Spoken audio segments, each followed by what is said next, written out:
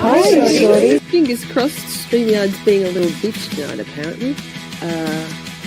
Very frustrating when we're professionals here. I'm fucking professional. She's a fucking professional.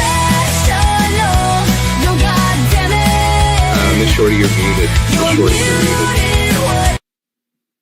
God, yes. Endearing, it's iconic. Cheese breaks, fade breaks, staying hydrated. It's Shorty time. She's a fucking delight. Trial watching, trials and tribulations. It's Camp Shorty calling all nations. What are you drinking? Shall we skip this part? Left or right-handed? Shit, she slid it to the start. She's a fucking professional. Yo, goddammit. You're muted, what? And daring, it's iconic. Cheese breaks, fade breaks, staying hydrated. It's Shorty time. She's a fucking delight. Psychology corner. Let's learn about stuff. New Miss Shorty music.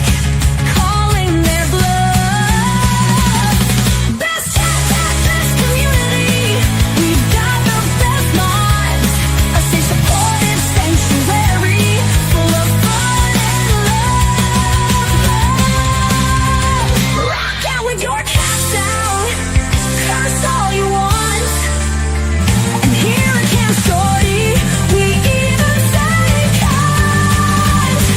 She's a fucking professional. You goddammit. You're muted, what? And daring, it's iconic. Cheese breaks, fade breaks, staying hydrated. It's Shorty time. She's a fucking delight. Hey, Shorties, what's doing, y'all? Get in here, Shorties. Let's fucking go. Camp Shorty. Camp Shorty. Camp Shorty. Camp Shorty.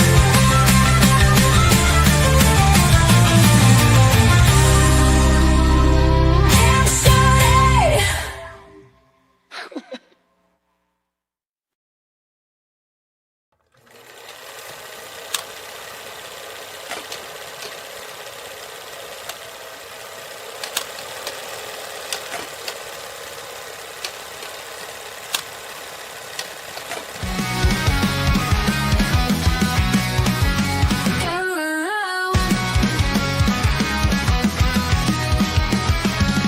You've come to my attention. Glad you think I have bad intentions. You misinterpret every word I say. Reading the things never there, but hey, don't fuck with me. Game on, oh girl, let's go. Come at me, bro. Come at me, bro. Fuck around and find out. Come at me, bro. I'm the epitome of poison class. You're neither girl, sit down that ass. You need to realize I will call you out, even as I grace you with the benefit of doubt. You've put on quite a show. It's time we talk this out. It's true you're trying to feel my glow, but I'm truly not put out. It's pretty clear you made a choice, my word to misconstrue. But I simply don't hold grudges, so girlfriend, you do you. Perhaps you don't believe it, but trust me, this much is true. If you fuck around, you will find out. So girl, I promise you, don't fuck with me. Game on, oh girl, let's go. Come at me, bro. Come at me, bro. Fuck around and find out. Come at me, bro.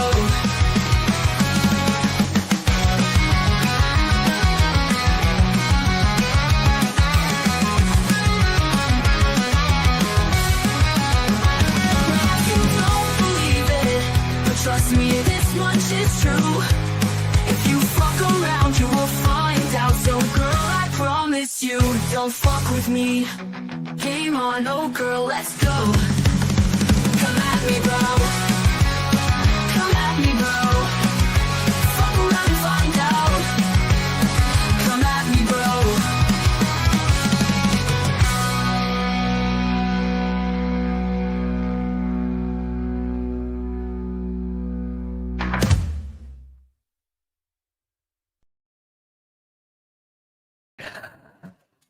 Hi, Shorties. How about that new intro? How about that Ms. What the Fuck? And Tony made those AI things, animations. Hi.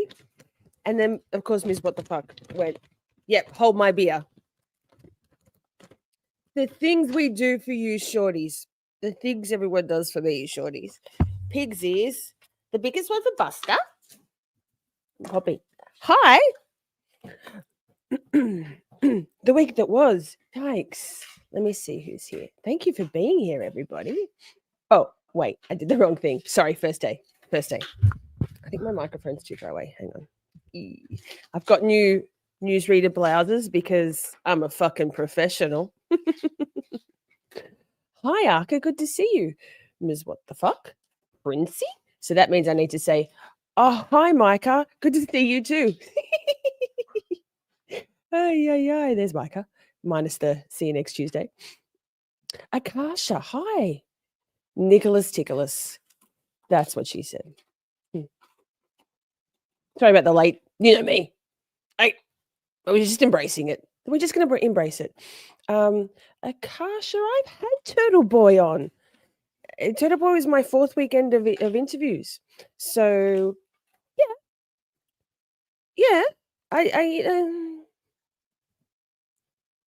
He's doing the rounds at the moment. I think there's plenty of Turtle Boy on the internet at the moment. I love Turtle Boy. I am a turtle-roo. But thanks for the suggestion. I mean, of course he'd come on. He came on a year ago when I was more of a nobody. Hey, sidebar. I just ordered like 6 pairs of new glasses in like almost double strength. So hopefully by next weekend or the weekend after, when I put my specs on. Oh, wait. Today, I'm wearing the strawberries. Thank you, Shundwan. Shundwan won't be here today. She has a friend mission on today. But thank you, Shundwan. My 50 pairs of earrings. I love it. Did I say hi, Anya? Probably not. Hi. Also, hey, wow. Wait. Pause. Apparently, let me check. Apparently, we're streaming on Twitter at the moment. X. How do we find this out? Hey. Holla, Twitter. There's 9 people watching on Twitter.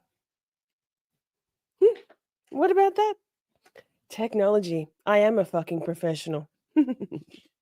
So if you have Twitter and you have more than one device, hop on over in there. Give me a view. Tell me what it's like. Forrest Nelson, hi. Miss Mandy, hi. Good to see you. Who else? You know what? I wasn't putting my glasses on so I could sort of see. Ooh, it's better. I mean, okay. That's fun. Just for your knowledge, hi trolls and haters. I love you, besties, to use Jess Machado's phrase. Besties. I'm not going to comment on your stuff and I'm not going to pull it up on screen. So, I mean, that's cute. Next. Now, what else? Let's hidden metadata. Hi. Wait. Hi. Candy. Hi. Sherry Berry. Hi. Is G here? Fuck girl. Oh, G. I forget to practice how to say your name until I see it, and I remember like, oh. Someone write it down for me. One of the mods, please. Can you put it in write it down so I can remember how to say G from South Africa? Okay. What else? Now, housekeeping. Hi, replay crew. Hi. Thank you for being here. Patricia Vincent, 69's in the chat for our girl Patricia. Good to see you. I just got new glasses, says Patricia. Well, these are 1.5 or 2x. They're just off Amazon. I ordered 4x. So fingers crossed there's less squinting and more like coherent speaking. Replay crew, hi. If you are on your handheld device and you would like to watch the live chat replay, it's really easy. All you do is go to the comment tab. There's a couple of little buttons up the top. Swipe left on that, and it will give you the option to watch the live chat replay instead. Pretty cool. That's any channel, not just mine, ours. I think also leave a comment. I'd love you to leave a comment. We're a really tiny channel here, pushing shit uphill in terms of channel growth because it's tough on those YouTube streets. So engagement, chatting here in chat, of course, and leaving a comment, liking, sharing, interacting with other commenters on streams really helps. So happy Friday, hidden metadata, and all's y'all. I cannot be on Twitter, says Akasha. I will be disappointed. I've been using my mute button a lot lately. It's lovely. I'm clearing out all those McAlbert trolls who just like shush now. It's over. Like it's over. Karen is free. Bye. Bye, missus. Hi, Laura. How you feeling? Blogging ain't easy, right, Haka? Like these YouTube presentations and now X presentations, they're hard work, yeah? Also, hit that flying heart on the chat bar next to your chat bar. What was I looking over here for? There was a reason. I looked up. I know. A few more housekeeping things, and then let's get into the week that was, because big shit's happened in the world, as always. One more thing. All super chats, super stickers, buy me a coffees, cash apps, and PayPals get you in the draw for a Miss Shorty merch top. We'll do that. We draw that every couple of weeks. I'm the worst grifter, like the worst grifter. So the more super chats and shit we get, the more often we'll do the draw. Let me see. Like I did a right on my birthday stream because happy birthday, y'all. 50 bitches. What's up? Hi, Bus. But you know, this is pretty good odds here right now in here. Pretty good odds. So we'll definitely draw that next weekend. If I grift properly tonight, maybe we'll draw it tomorrow night in our Sade Robinson, remembering Sade Robinson, the trial of Maxwell Anderson. A few more housekeeping things. Buster. After this, we're doing a psychology corner. This stream ends when it ends. Quarter fucking throttle? Nah, full fucking throttle. We have compiled a whole bunch of yes, Blessy's here. A whole bunch of news clips. Not all heavy. We have some palate cleansers, some fun stuff just to lighten the load a little. We have some cute and cool and amazing new bumpers. So after this, we're doing a psychology corner. Whenever that happens, there's a redirect, a portal set up, so you don't need to go anywhere. Psychology corner is back, y'all. Group therapy. Now, is that all? Hi, colors. Hi, colors. I think that's all the housekeeping. I'm sure we'll get off track somewhere along the way anyway. I want to say there she is. That's it. Quarter fucking throttle. That's Mr. Colors. Happy birthday to Mr. Colors for during the week. Yes. Now, Ms. What the fuck are you there? Can I say hi, girl? Wait, that didn't work. Why didn't? Wait, hang on. Like this, maybe? Oh, I know what I have to do. Sorry, birthday. I'm not sure about this thing, but anyway, we made it. Hello, how are you? Hi, I'm good. How are you? I'm well, thank you. I'm very well. Jim Cox is here. What do we say? Jim Cox arrives. Everybody loves Cox. Loves Cox. Good to see you, Jim. Thanks for joining. Hey, everyone, don't forget to hit the like on your way in too, or the down, thumbs up, thumbs down, whatever, same. It's all engagement. Love ya. Now, Ms. What the fuck, we've had a lot happen in the world this week. Yeah. I guess. Shall we start with the week that was bumper? Let's do that because it's bloody fantastic. Okay, we're gonna do the second one because we haven't done the second one yet. Okay.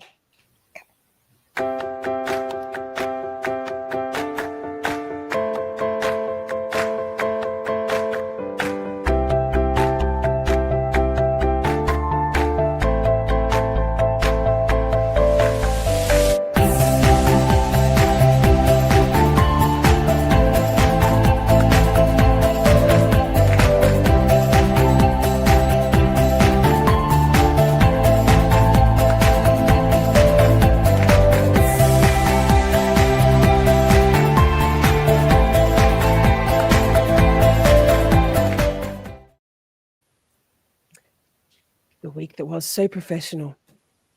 Like Yeah. us. So professional. Great bumper. Love it. And it gave me time enough to race to another room to grab something I forgot. So 10-10. Thank you. Now, so I guess the flooding in Texas has claimed the lives of at least 121 people since the 4th of July, which is supposed to be a joyous day, right? A day of celebration. It's when people are out and about camping, summer camps. So obviously now with more than 170 people still missing, this one's, I guess this is important news, and we've got a lot of clips that have got human interest, like interviews. We're not farming for trauma responses, but if it's too much for you, take a step back, maybe come back. We'll save you a seat. What do you think, Ms. What the Fuck? Absolutely. And if you want, we can go ahead and throw up one of our new trigger warning bumpers. Let's do it. Do it? Okay. We'll go ahead and let's do this one.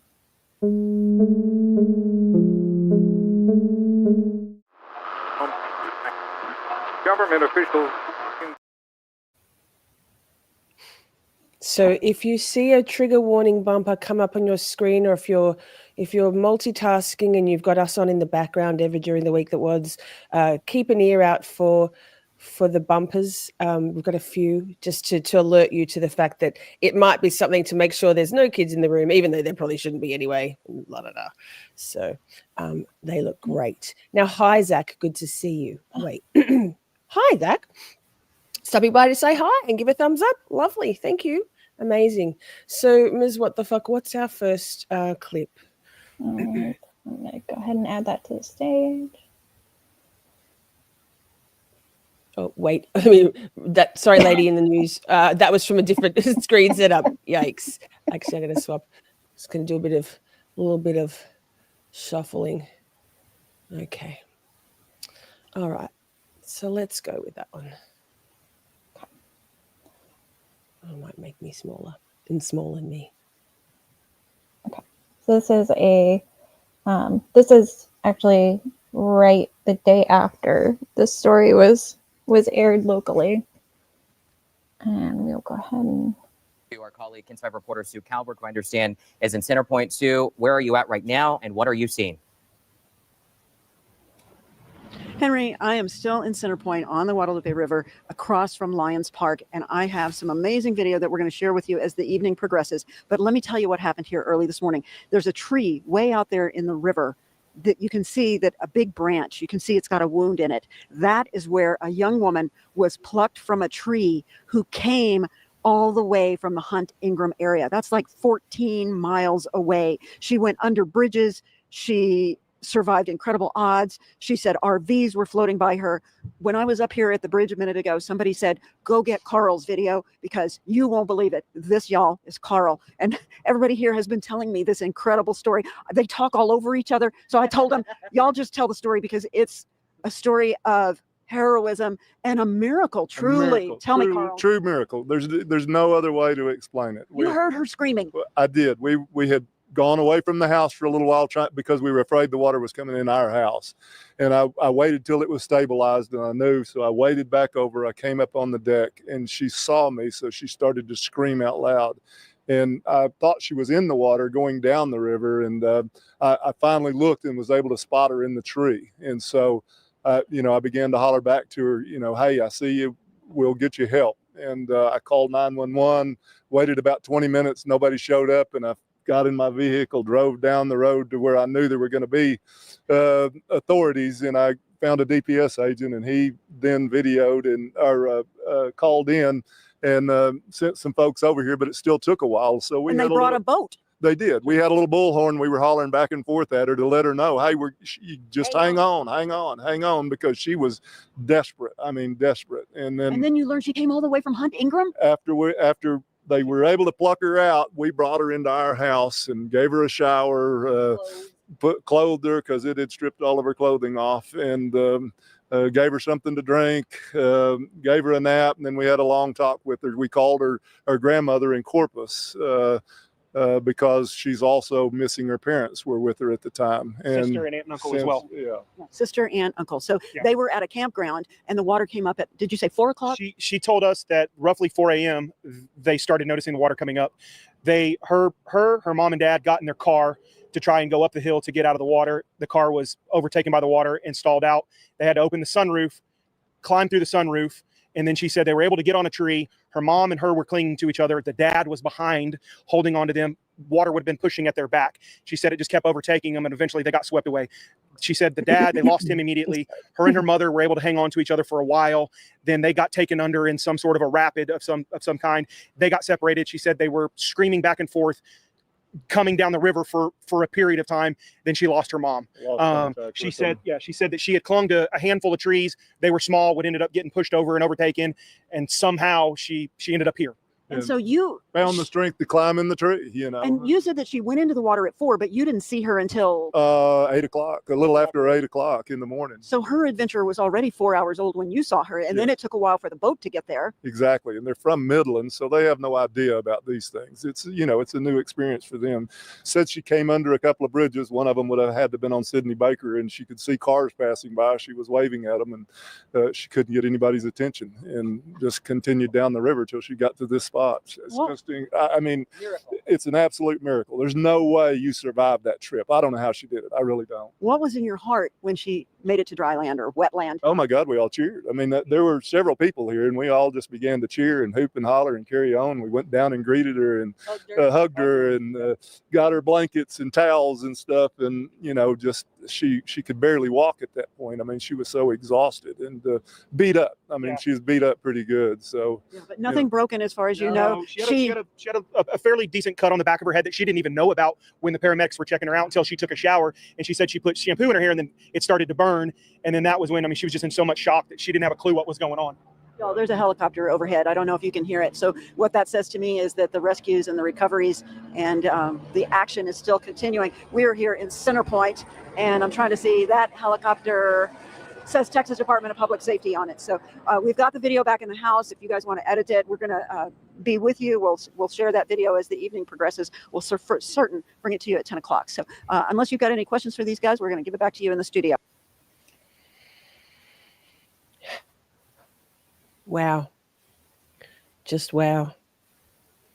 Dang, where was my mouse? That's we have quite a few of those. Is feel good the right word? No, but heartwarming miracle stories. Hi, Ruthie, and thank you all for being here. I notice a lot of you are coming in. Oh my goodness, 69 watching right now on YouTube. Fantastic. Drop it in the chat if you know. Love it. It's our favorite number here at Camp Shorty. What's next, Ms. What the Fuck? Next up, we have a really amazing video from some people that went out on the ground to talk to people that were right there. This is a YouTuber that do two things. This is the Jonathan Petramala. I think it's how you say that name. Good job. All I could see was the Jonathan part. I didn't even have a go at the surname. So put that in there now. Yeah. This is wild. Yeah. Watch that. A few concrete pads that even remain. The RVs were swept away. The concrete was swept away. I mean, the little ground is scoured away. It looks like a hurricane tore through Texas Hill Country, but this storm had no name and no warning. We realized that the water is rising really fast. Car horns screamed as vehicles shorted out underwater. We started banging on everybody's door, getting people out. If you were lucky, someone banged on your door. If not, this is how you woke up. Was this like a worst case scenario because it's the holiday? Absolutely. They were full. They have 14 reservations missing. I have 6 people missing. If you didn't get out on time and you were in an RV, this is unsurvivable. Look at this. This RV shredded, wrapped around the tree. There's another one there, and then you can see another one down the river. This whole area was full of RVs, cabins, Everyone was here for the holiday weekend. This is a really popular area to celebrate the 4th of July. And it's gone. Everybody lost everything. There were some people that were able to get out, but only in their underwear. With their dog, nothing else. Nothing else. No time. No time. The forecast called for up to 6 inches of rain. Up to twice that fell. People went to bed believing that they'd wake up to fireworks, not flash floods. I was expecting rain, but not a flood. I slept through it. It was the last night we didn't know anything. It was when we woke up this morning. The thunder was crazy, and I couldn't sleep. So at 2:30, I started checking because it was just nonstop, and it was hard rain. Along the Guadalupe River, at least 18 summer camps Goodness sat directly me. in the flood's path. At one camp alone, officials say around 20 girls were unaccounted for. Parents and guardians lined up at a nearby elementary school, waiting to hear if their child's name would be called. Some very emotional moments happening behind me. In the school bus are children who were at their overnight camps. So there's a lot of summer camps that are located right along the Guadalupe River. And so many of these parents had no idea if their children were okay or not. The river rapidly rising in the early morning hours, washing away cabins and saddles. And I forgot to mention that this was on the 5th that this was done. So we have different videos that kind of span throughout the week. Yeah. Taking numerous lives along the river. These kids being brought from their camps here to the elementary school to be reunited with friends and family. We saw that it had flooded up here and just kind of didn't know, and the not knowing is the worst part. So both her and my son are real strong swimmers, so I wasn't real worried about them as far as in the water. But, water moving that fast is insane. That's all you can think about. In the town of Hunt, the water hit harder. It took high-profile military vehicles just to reach the survivors, pulling up like lifeboats on wheels, soaked, shaken, and silent. The survivors climbed aboard, their lives reduced to whatever they could grab. We get flash flood warnings on our phones all the time. I think it's like the Amber Alert, where if you live in Texas, you don't really think much of it. And obviously we were wrong. This chilling video captures the river rising in real time, each lightning strike illuminating just how fast the water was climbing. Inside London's home, floodwater surged up the staircase, step by step, second by second, until escape was nearly impossible. We got to the top floor, and it just kept rising and kept rising. And we were getting ready to go on the roof. Like I said, we had tied bed sheets together to bring ourselves to the top. And right before we climbed out, we realized that we were fine. Well, we realized we were fine because the water had obviously started to stop and go down, and fortunately, we were okay. Terrifying. That's the only way you can describe the force and fury of water. That is the Guadalupe River behind me. I'm in Kerrville, Texas, the Texas Hill Country. This section right here was a part of this apartment complex. It was lifted off its foundation, carried about 100 feet away into the parking lot. The only thing that stopped it, these old oak trees. I spoke with one girl who had just graduated from college. She had just left for work around 5 this morning, grumbling, of course, about working so early and on a holiday. But that might have saved her life. Honestly, I've been running every day, and I would record like that little bridge, and every time I would get it in the clip, it was dry. Like there was barely any water, so I was never expecting it to hit this high up. At most, maybe like the railings, sure, but I didn't expect it to go from like dry to be this high up. Within a day? Within hours, because I was here right before 5, and by like 5:30, this was basically the way it is right now. Where do you work? HEB. Oh, yeah, there you go. Yeah. So, did you ever think work would save your life, or No, I you probably did not. hated those early yeah. hours? I was like, I'm here so early, but I'm glad I did.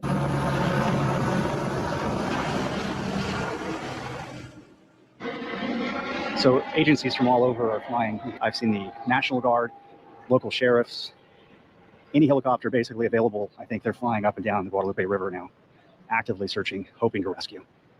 Of the roughly 237 people rescued on the first day, 167 were lifted out by helicopter. Wow.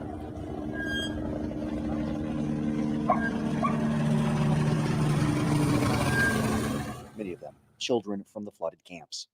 State officials say the search won't stop, not during the day, not when the sun goes down, not until every missing person is found. I think what's so astounding is just how high the debris mark is here.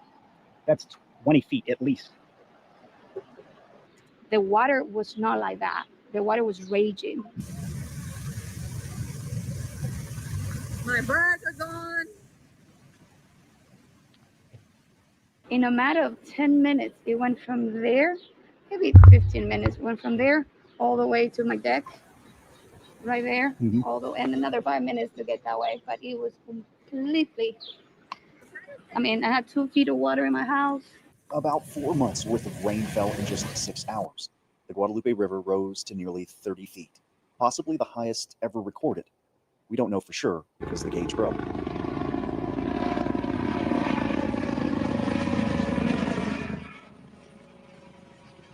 You can see how the ground scoured from the force of the rapids of the water that ripped through here. There were numerous RVs, and they're all swept away. Sadly, one RV that was down there, that family was swept away. Amazingly, though, the owner of this campground, search and rescue teams were able to get door to door, and most people escaped. Like the catastrophic flood of 1987, campers were caught off guard. It happened overnight with no real warning during a holiday weekend when families were sound asleep. The Guadalupe is the kind of river that invites you to relax. That's what makes it so dangerous. It lulls you in and takes everything. It was a perfect storm, and it built a Texas-sized catastrophe. But we were really fortunate. Houses are replaceable, cars are replaceable, people are not. So. Now I have Princey sent into, so this is what Camp Mystic looked like before. So we'll play a bit of this.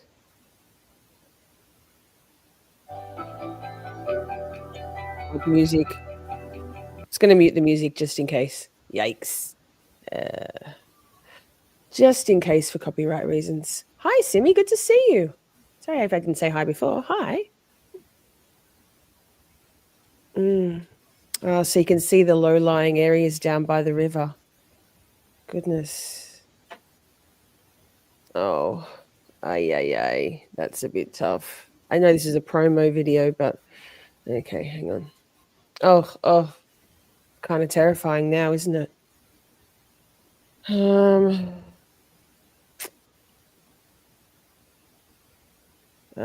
So much water. Yikes. You know what? Beautiful children. I don't think these would have been these children. Same year. Maybe it's brand new. I doubt it. But then also, hang on. Our friend Zach sent us. Can I make that bigger? I don't know if I can. There we go. Zoom. Whoa! This is a boy that Zach saved. He was caught in the debris. Goodness me. Hang on now. I want to zoom out and I can't. What am I doing? So some rescue workers. And one more. No. What am I doing? Not even me. Is this the last one? No, this. Hang on. So I think that's pretty. This is wow. Oh my goodness, Zach. Zach says he lost. Oh my goodness. He lost his dad, his stepmom, and a 2-year-old baby brother. Goodness me. Oh, the trauma. Oh, thank you so much. Thank you so much, Zach, for doing that. You're a good person. So, and thank you for sending the photos. Yikes, Ms. What the fuck? What have we got next? You all right? I got some. Yes, I'm sorry. That's just Zach. Thank you so much. Yeah, that's beautiful. I'm thinking, do you want to maybe do a nice little? Yeah, little break from let's this. do something nice. Let's. Okay, let's just start with a little break. Start with this. Love and light and levity, always supported, grounded. Just a little something. We have a few of those things just to give us a little reminder that the world is not all yikes. Yeah. And with that, we'll move on to this this video of that really shows how quickly the waters rose Yeah, okay, good. I mean, not good, but thank you. It's important. Yeah. And don't worry, we will take other breaks. And yes, yeah, gosh, that was a koala break. We have a couple of those. We have a few lovely little cleansers just to put some bubbles back into things. Yeah. All right, I'm going to add this to the stage. There we go. Wait, stop presenting me. How can I do this? I got you. Oh my God. It's my first day, sorry. Okay, here we go.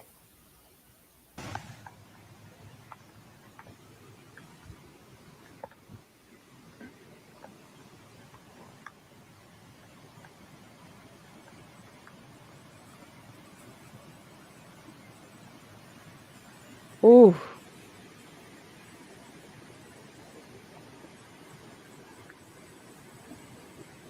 Goodness.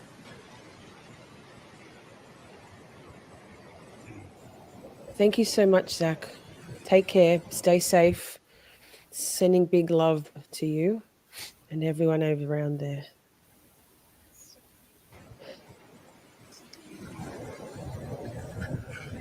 Oh my goodness.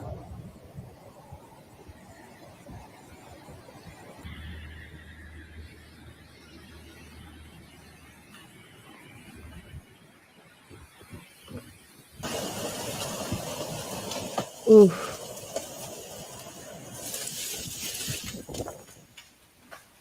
Oof. Is that the same vantage point? Yes. Yeah, same bridge. Oh my goodness. Yep. Good Lord.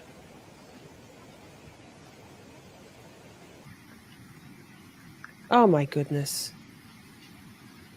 Doesn't even look like the same place. It's crazy. No. Oh my God, it's oh. The humans and the cars and the property and the RVs didn't stand a chance, did they? No. No.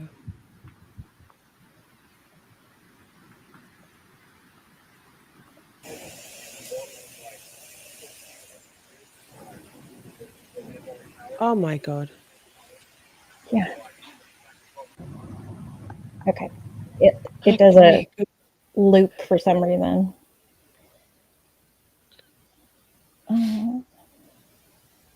So then the next one is a timeline Yes.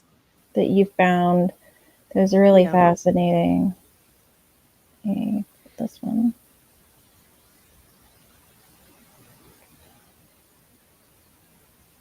All right. Are missing after Over 100 people are dead and many more are missing after catastrophic flooding swept through Texas. Heavy rain poured over parts of central Texas, dumping more than a month's worth of rain in some places. Here's what we know about how the disaster unfolded. On Thursday, July 3rd at 10:48 a.m., the National Weather Service Weather Prediction Center upgrades portions of south central Texas, including Kerr County and the surrounding areas, to a level 2 of 4 at risk for excessive rainfall. At 1:18 p.m., a flood watch is issued by the National Weather Service Austin-San Antonio office, including Kerr County and surrounding areas through Friday morning. 6:10 p.m., the Weather Prediction Center highlights the south central Texas region as an area of increasing concern for thunderstorms. Friday, July 4th at 1:14 a.m., a flash flood warning is issued by the National Weather Service for Bederow and Kerr counties and includes the considerable alert tag. At 3:35 a.m., the original flash flood warning is upgraded and includes more serious and specific wording. 4:03 a.m., the flash flood warning is upgraded to a flash flood emergency for south central Kerr County, and about 30 minutes later, the first reports of flash flooding start coming in from local officials. At 7 a.m., Kerr County, Texas begins to evacuate people near the Guadalupe River amid major flooding caused by 6 to 7 inches of rainfall. 3 hours later, the Kerr County Sheriff's Office confirms there have been, quote, multiple fatalities from catastrophic flooding. This has been a very devastating and deadly flood. This far surpasses the 87 flood. Heavy rain continues in parts of Texas, dumping more than a month's worth of rain for places like San Angelo. July 4th, a flash flood emergency remains in effect for south central Kerr County. which also warned of a particularly dangerous situation. Another flash flood emergency for the Guadalupe River from Center Point to Sister, as well as to the north for the Llano River south of Mason, remains in effect as the extreme runoff from God. heavy rain makes its way down the rivers. We have 14 choppers, as I said, 12 drones, 9 rescue teams, swimmers in the water, rescuing adults and children out of trees. We have 400 to 500 people on the ground from all of our various units. For the parents who are waiting, particularly that had children in Camp Mystic. Camp Mystic is a camp that has over 750 kids. Right now, there are 20-some that aren't accounted for. At 10 p.m., at least 24 people were confirmed dead, according to the Carroll County Sheriff Larry Lata. Around 23 to 25 campers were still unaccounted for from Camp Mystic. On Saturday, July 5th at 3 a.m., a flash flood emergency is issued for northwestern Travis County and far eastern Burnett County around Lake Travis. At 7 a.m., the earlier flash flood emergency is expanded to include much of Burnett County and western parts of Williamson and Travis counties. The hearts of our fellow Texans are breaking every single day because of what people of this community and the surrounding area are going through. There's nothing more important on our hearts and minds than the people of this community, especially those who are still lost. Texas is in this with the people in the Hill Country right here. We are not leaving until this job is finished.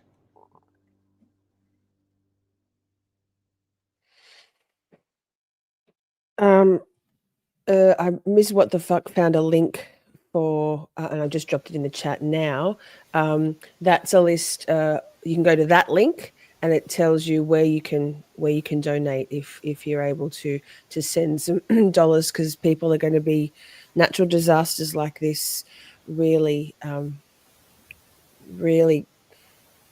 like any kind of disaster where property is impacted. Obviously, you can't bring back lives, the devastation, but to be able to help fund both the rescue and relief efforts and also charitable foundations that help the people in need. So that's there in chat. I'll drop it in again.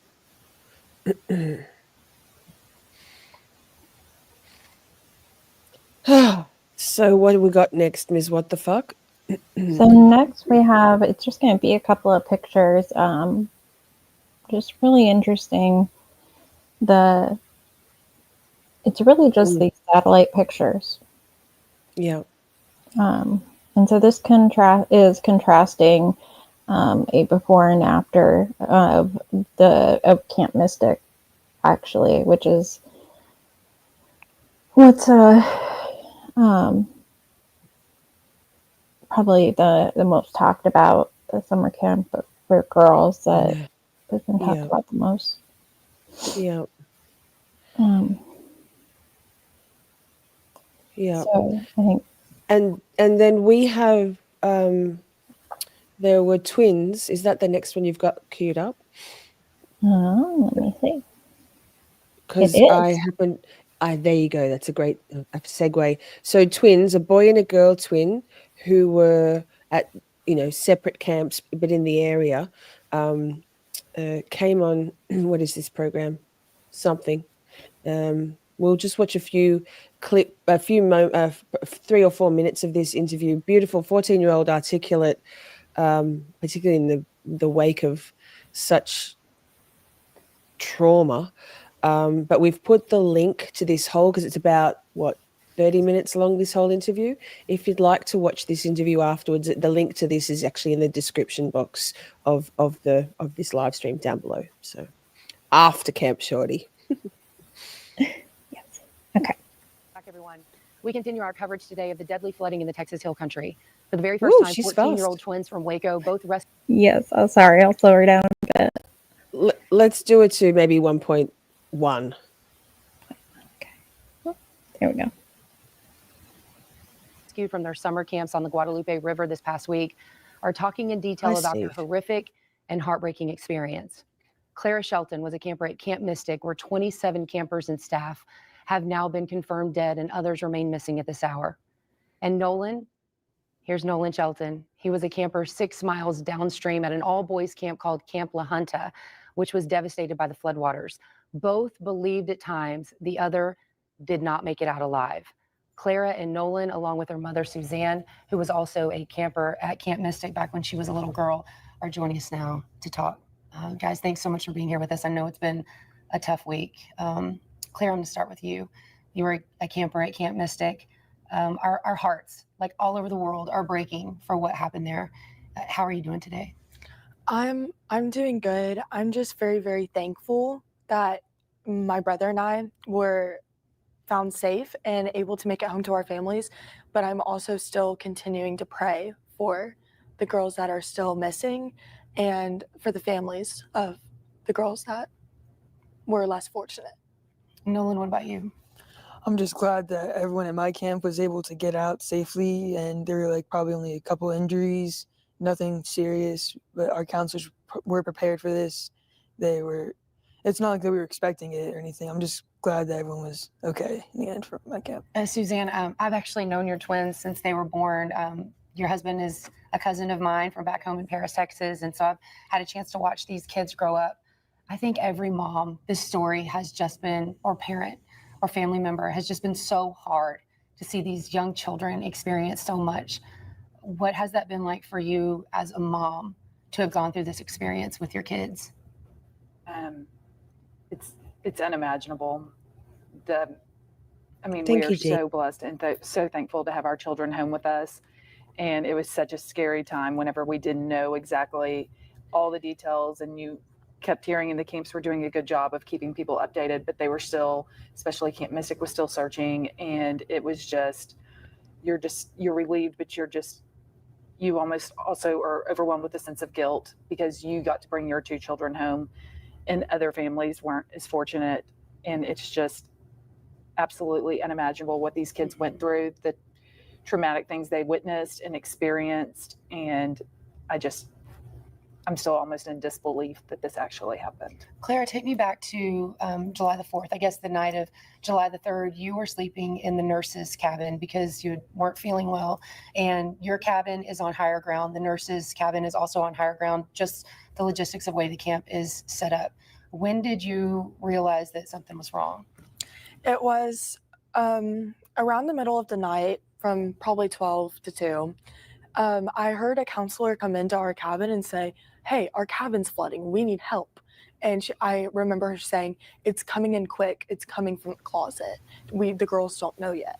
And so that cabin ended up being fine, but it was extremely flooded. And that's kind of whenever I knew that this wasn't just an ordinary storm, but I still didn't know the level that it would make its way to. You told me throughout the night you kept hearing people coming into the nurse's station, and they weren't talking directly to you, but you heard enough to know at some point, you think it was around 4 a.m., that, okay, this is more than just a thunderstorm.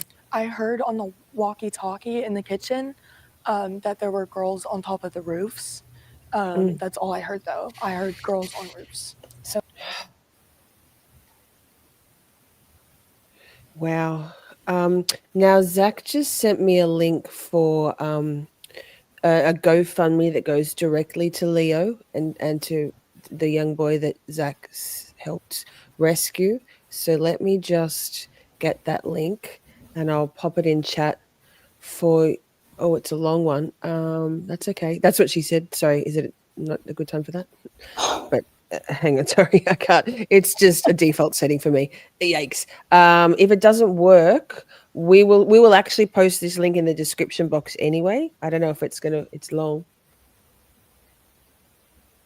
You'll need to copy him. Yeah, wow. So basically here, let me just present the screen so you can see what it's a GoFundMe, so that's easy enough to find. Wait, what am I doing? Yikes. Hang on. Eesh. Present or invite. There it is. First day, sorry. So this is the GoFundMe. Help Leo's flood recovery and education. Already $17,000.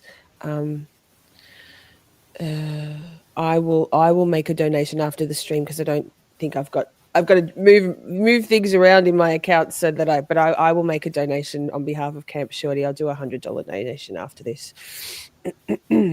So if anybody else is able to, please feel free. Please do, because obviously this young man's got a tough road ahead. So that it's called. Wait, okay, what's that? You can't see that. It says, "Hi, my name is Rose, and this GoFundMe is for my son, Leo Romero Jr. He was rescued from flooding in Kerrville on July 4. His home where he lived with his dad,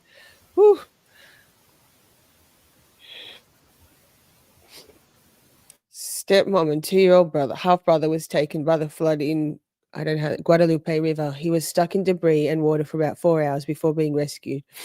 People are still helping to find his missing family. He is currently a student at Shriner University. We're asking for donations because he lost everything in his home. He lost all his clothes, eyeglasses, vehicle, computer, cell phone, etc. He needs help so he can keep going to college. Currently, he is recovering in hospital and doing well. He will need help to recover from the trauma." Let me see. My mouse is gonna. God bless and thank you for your help. Prayers for all the victims and their families of the Kerrville July 4 flooding. And then it's in Spanish also. So that we'll put that link in the description box after, okay? Thank Is that you. all we've got on the floods? No. Yeah. Nope, we got one more thing, and it is a happy one, I promise. So we will do that one, and I will go ahead and read it, okay? Thank you. Of course. So this is a nice one, a happy one. This is actually pretty freaking amazing. A solitary rescuer led 165 children to safety during the flooding, which is just incredible. And so this is the gentleman right here, Scott Ruskan. I'm probably saying that wrong. But a little-known Coast Guard officer has been hailed as a hero after rescuing 165 people from the Texas Hill Country floods. Petty officer and rescue swimmer Scott Ruskan is a native of New Jersey, was on the scene when the Guadalupe River rose dramatically, causing flooding after 5 to 11 inches of rain fell in a short amount of time. It was his first rescue mission, but he must have remained calm and reactive as he responded to search and rescue calls at Camp Mystic, a girls' summer camp right in the path of the flooding. Flying to the camp in a helicopter, Ruskin said he saw a huge crowd of about 200 kids on at a campsite. We were like, cool, that's where we're going to go and get out as many people as we can. Later, interviewed by CNN, Ruskin said the conditions for flying produced by Tropical Storm Barry were some of the worst he'd ever seen, and the pilot needed 4 attempts before he could land the helicopter. There was no other way to get them out. Bridges were gone, roadways were gone, and the water was coming up too high for boat rescue. Cell service was bad, radio reception was bad on my comms, so I really didn't have any communication with the outside for about 3 hours. Despite not knowing what was going on around him, he remained focused and led 165 people, mostly children, in groups of 10 to 15 to Army helicopters, which could airlift them to high ground. He was called an American hero by the Homeland Security Secretary, and he said he was just doing his job, one that anyone could have done. Which I say is BS, because I think he's a goddamn hero. Absolutely, but the best heroes always are the most humble, aren't they? They're just doing it. They're not doing it for any accolades, just because that's what a good human would do. Yeah. Like Jeannie says, born to rescue. He'd probably argue that also. He'd just say, no, I don't know. Yeah. So that is that on the floods.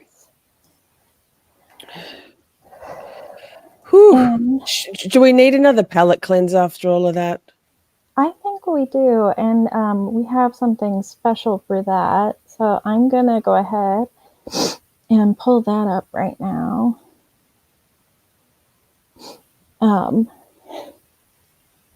And this is a funny little story that I believe one of our mods sent us. So we'll go ahead and play this video.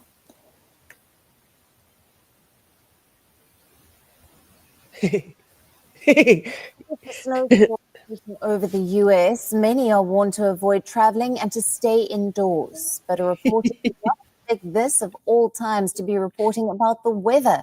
Watch a sports reporter fluster as he becomes the weather reporter and wishes to go back to his regular job. This is excellent.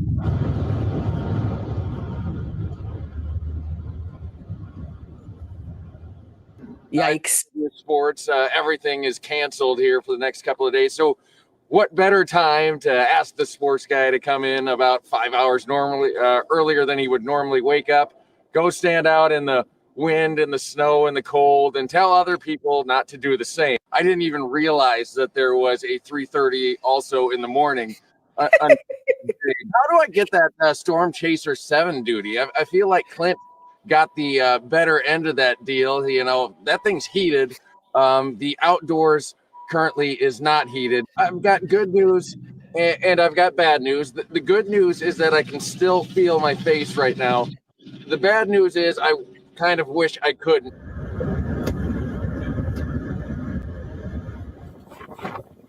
Poor bastard. We are now available in York. The holiday. Oh, that poor bastard. Yeah, that's cold. And 3:30 in the morning is early. I know, because I get up at 3:30 a.m. every day of my fucking life. So, thoughts and prayers. Same. Now, yeah. Oh, life is amazing. Wouldn't change a thing, is what the fuck. Now, just staying for a little bit longer on weather in the States, and more precisely, flooding. U.S. record-breaking floods in North Carolina. The U.S. has had flooding elsewhere other than Texas this week. Rescues have been taking place in North Carolina, where there have been record-breaking floods following the tropical depression Chantal. I thought it was called Barry. This one is Chantal. Chameleon. Yes, got it. Chameleon. Yes. So for this, we have a short clip, which is actually really interesting. They went in and just walked through this little bitty town. Yikes. Rescues are underway in North Carolina, as well as remnants of Tropical Depression Chantal are triggering life-threatening flooding there. The Chapel Hill Fire Department and neighboring agencies say they've rescued more than 50 people from the water so far. Let's bring in reporter Tamara Scott from our ABC station in Durham. Tamara, what's the latest on the flooding there? Hey, good afternoon, good morning, maybe. Listen, this is the East Gate shopping mall here, and I want to show you every single one of these businesses here. They are completely closed and closed indefinitely at this point. You can see this is just one business here, the door completely pushed in by those floodwaters, an indication of how strong those waters came in last night just from those heavy rains. A lot of these businesses were supposed to close on time. Many of them did, but when they got the calls, they came over and saw the devastation. You can see over on the wall, that's the water line there. It came up just about 5 feet. I'm 5'7" here, and so that is just coming up just in the middle of my head if we were to measure it out where this is. So this is the Massage Envy, completely destroyed. You saw a lot of those electronics on the ground there. Another thing to show you about the water, how high it comes up and what it does to things. The trash can completely tipped over, inside out, water somehow still in there. That's how powerful that water is and where it can go. And just to give you an idea, this is another business. What you're about to see is really wild. Take a look here, a dumpster that completely slammed into this business here. And you can absolutely see how powerful this was. I think it might have been under construction to begin with, but I mean, it's hard to tell at this point. The wallpaper is ripped off. There's debris and all sorts of furniture from other neighboring businesses here. And you can see just past this way, this is the front door that was standing here and it is now completely inside here. The dumpster, I'm not sure where that came from, but I'll show you some of this food here. There's an Aldi next door. That's some of their food here. From the Dollar Tree that is around the corner. That is some of their stuff here. all sorts of things coming from the trash as well. I mean, and this is going to take a long time to clean up. Some of the businesses that we spoke with say that they've started to clean up. They're trying to get an insurance adjuster out here to see how much of a loss this will be for them. But this is just incredible and something that they've experienced before, but they tell me this is definitely the worst. Back to you. Tamara Scott, thank you. Goodness gracious, Mother Nature, what are you doing out there? What are you doing, Mother Nature? I'm just going to say shout out to the 54 people watching on Twitter. Yay, amazing. Thank you for being here. Wherever you are, whoever you are, thank you for being here for the week that was. So we're moving on from weather and natural tragedies to we have a little feel-good something. Am I right, Ms. What the Fuck? You are. Okay, so we have it's a story about a magpie, and I'm going to say I absolutely love magpies. Where I lived a few years ago now had very friendly magpies, and I had a magpie that would come all the way up and eat food out of my hand and hopped around after me. They can be a little rambunctious. Magpies tend to do some swooping in nesting season in springtime, but they're lovely. They're lovely birds. So what do we got? Let's see. Let me see if I can see it. Oh, there we go. I'm looking on this screen, so in a moment it'll come up on my other screen. Excuse me. There Let it me is. know if Now you I can can. read it. Let me move this off the screen as well. Okay, so yes, could you scroll it? Oh, look at the little baby magpie. I love 1010. So when Sandy Gillard fell, is the magpie's name Sandy Gillard? No. Fell from when it fell from a two-story window, the impact knocked the senior citizen unconscious. Okay, keep reading, Lisa. A state that may have become permanent if not for the intervention of a very small, unlikely hero. Lightly tapping on her head, a bird named Jellybean roused its former caregiver enough that she could call her husband, who arrived in time to telephone emergency services and save her life. Oh, this story makes it clear why the English culture honours magpies. The fall happened in 2020 in the small town of Esperance in Western Australia. Beautiful, beautiful place. Australia's remote southeastern corner where Gillard, then 68, well, she made it to 69 years old, had cared for sick, wounded, or abandoned animals all her life. See, she is Sleeping Beauty. Is that who? No. Who's Snow White? Animals, all of the Disney.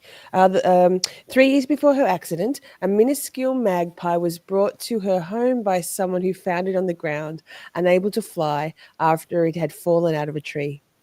Already possessing a rich experience in nursing birds back to health, Gillard took in the nestling and named her Jellybean.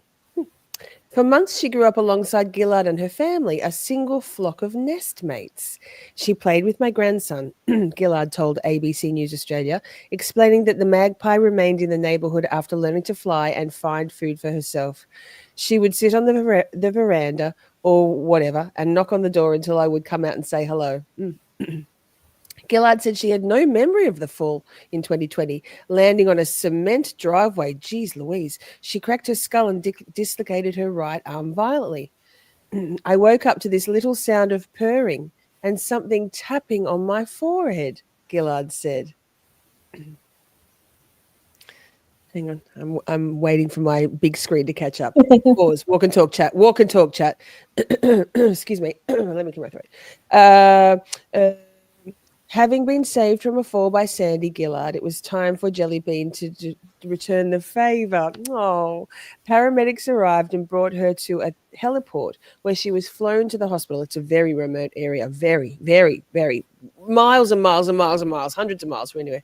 The doctors later told her that if she had lain in that state much longer, she wouldn't be here today. With the limits on her recovery and the dangers of falling fresh in her mind, Fresh in her mind, Gillard recently made the decision to move from Esperance to a town hundreds of miles away so she could be nearer to her family. Though it was the most difficult decision she's ever had to make, she rests easy knowing that Jellybean and many other birds besides are all on the wing because of her. It's something she will never forget, nor can we imagine will they. Oh. Oh. Oh. Well, that's beautiful. I cried anything. I have tears in my eyes. That's lovely. That's lovely. Yeah. They are intelligent beings. Hi, Timely in New Zealand. How's it going over there? You know, in New Zealand, they have New Year's Eve first because they're the start of time, right? Pretty cool. They're so far in the future, you Americans couldn't even cope with it. All right. So we have now Karen Freed. Karen Freed, we've got some more stuff to talk about. Karen Freed, if you're a member, a big shorty or a little shorty. Also, shout out Stephanie blah blah for upgrading her membership from a little shorty to a big shorty. I love you, girl. Thank you so much. But here we have it. Karen is free. Yes, it's over. She won. Justice won. Truth won. Corruption lost. What do we got? All right. So first up, as I think everybody knows, Sergeant Buchanan. Sorry. I'm pretty sure he prefers Bukake, but okay, we'll go with the formal. Fine. I wanted to let you say it. Was recently rehomed, and Howie Carr did an article on that we are going to take a look at. Lovely. That is terribly small. Let me see if I can. That is what she said. It was devastating. Jeez. All right. So look at that. We got the sneaker there. Farewell. Sergeant Buchanan sent to Siberia of the state police. Farewell, Yuri Bukake. Summarily booted out of Meatballs morass after the second failed lynching of Karen Reed last month. Doesn't Howie Carr have the best way with words? I love him. I loved him. Yes, it's so good. He's so good. So it gives us a little blurb underneath that photo. Massachusetts State Police Sergeant Yuri Buchanan. Hang on, can you scroll back a little bit? Just a smidge. More. It's funny. Yeah, just a little. Oh, okay. Oh, wait, my screen's catching up. Gosh darn it. Okay. Holds up a sneaker which John O'Keefe allegedly wore during the trial of Karen Reed in Norfolk Superior Court on Thursday, May the 8th, 2025. Remember how stressed we were? Just sidebar chat. Remember how stressed we were? How distressing it was? But it's okay. We can all breathe easy now, and a lot of people can't. Now, who will run the elite rubber ducky detail out of Norfolk County District Attorney Michael Meatball Morrissey's office? Farewell, Sergeant Yuri Bukake, summarily booted out of Meatball's morass after the second failed lynching of Karen Reed last month. Now the $211,800 a year. I'll say that again. Now the $211,800 a year drifter is exiled to MSP headquarters in Framingham, where he will be rubber roomed in something called the Division of Standards and Training. The irony. Yuri involved in standards and training? ? What could possibly go wrong? Yuri Buchanan assigned to the Standards and Training Unit. You can't say the new Colonel Noble doesn't have a wry sense of humor. To put in terms that old red like Buchanan can understand, Yuri, you're being sent to the Siberia of the state police. Colors is offended. That's assault. Siberia, not Yuri being rehomed.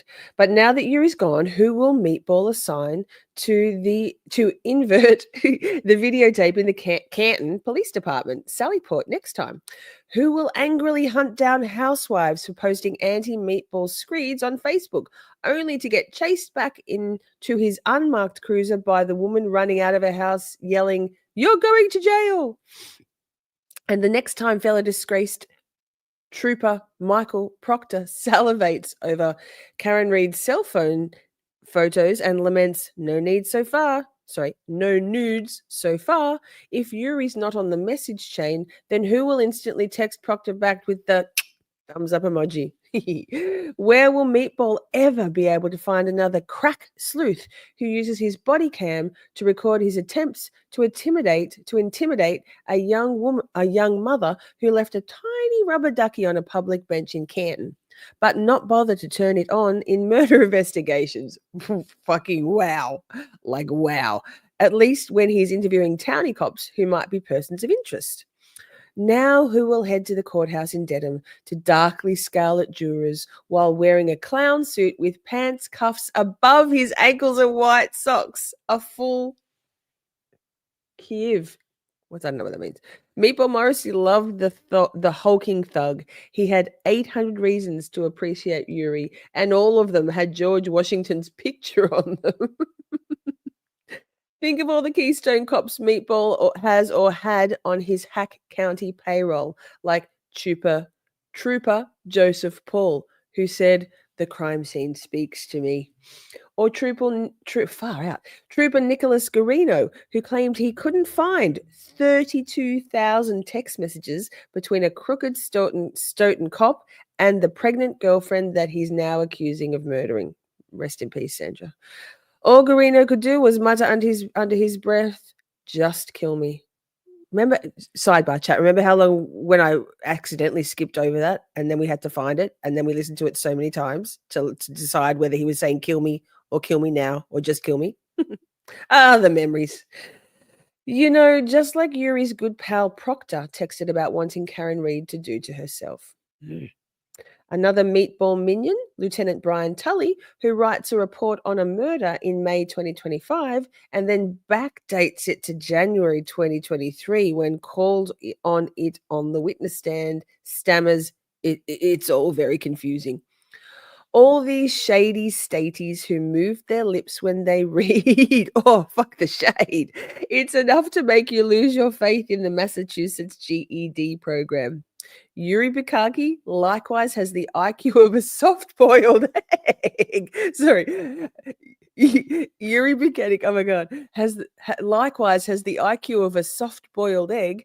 When the numbers go above 10, he has to take off his white socks and count on his toes. But what made him such a valuable member of Meatball's detectives unit was that whenever he got jammed up under oath, which was often, he had a better alibi than dropping out of the third grade, like the rest of his fellow flat feet. Oh, fuck. Scathing. English be his turd language. Turd. T-U-R-D. I see what you did there, Howie. Hit Yuri with a tough question, and his English fails him every time. I have a theory about that. Lol. He really did claim that English was his third language. On cross-examination, he even asked defense attorney Alan Jackson, do it, to give him a dictionary so he could comprehend the questions about the evidence. Chain of custody? What am that? Can we see the dictionary? KGB never learned me nothing about no stinking Miranda rights. Yuri came to civilization at the age of 9. You can take the boy out of the USSR, but you can't take the USSR out of the boy. In his opening statement to the jury, Alan Jackson asked the Karen Reed jury a rhetorical question. Do you know how hard it is to be fired by the state police? Almost impossible. Even if you do federal time for embezzlement, odds are you will keep the 6-figure pension or just go out on disability, like the Foxborough Flasher did, and he wasn't even 40. Yikes. Thanks, Jeannie, by the way. But if you come across in the courtroom as irredeemably sleazy cop, they can never let you back on the witness stand. This is why Yuri is now in standards and training. Wink, wink, nudge, nudge. This is why Kelly, false memory Deaver, probably won't be back either, at least as a prosecution witness for the Boston PD. After the end of the Reed trial, LawTube crowd pivoted to the Brian Walsh murder case, also a Norfolk County production. At those pre-trial hearings, it's the same cast of characters: Guarino, Connor Keefe, Brian Tully, and of course, Yuri Bukake. It's like a sequel to a bad horror movie. Remember Freddy Krueger in Nightmare on Elm Street? Yes, terrifying. And then he came back. He wasn't dead. Neither was Yuri. Nightmare in Norfolk County, right? Everyone watched horrified as Yuri Bukake lumbered back onto the stand, lapsing once more into his pidgin English. Whenever Walsh attorney Larry Tipton asked him those trick questions about capitalist Rhoda concepts like warrants. One of the LawTube hosts was watching it happen all over again in real time on her stream, and I saw her jaw drop. I guess that's Melanie Little, right? So did mine. So now Yuri is gone, and all I can do is ask the cops of Norfolk County the most pressing question of the day. Who will stop the rubber ducky crime wave now? Bravo, Howie Carr. Fantastic. Aye. So good. So good. Lovely. So that's not poor old Yuri. Suck it, bitch. What an idiot. Now let me come back. Now, what have we got? I meant to say, my roll scroll. Oh my goodness. So it's my first day. Jeannie, thank you so much. Let me see what that says. Appreciate this amazing coverage, Miss Shorty and Miss What the Fuck. You hunt like blood-hungry vampires. I'm here for it all. I mean, you know what we do? We just gather the clips. We were gathering clips still this morning, Ms. What the Fuck's late afternoon, and we bring them to you so you don't have to, right? But thank you. You're going in the draw, Miss Jeannie. Thank you for the merch. Oh God, new StreamYard. Who this? There it is. What do we got next, Ms. What the Fuck? All right. So next up we have Boston Police Commissioner Cox. Everybody loves Cox. Maybe not this one. Not this guy. No. He was questioned by reporters about Deaver recently. And oh boy, very interesting comments.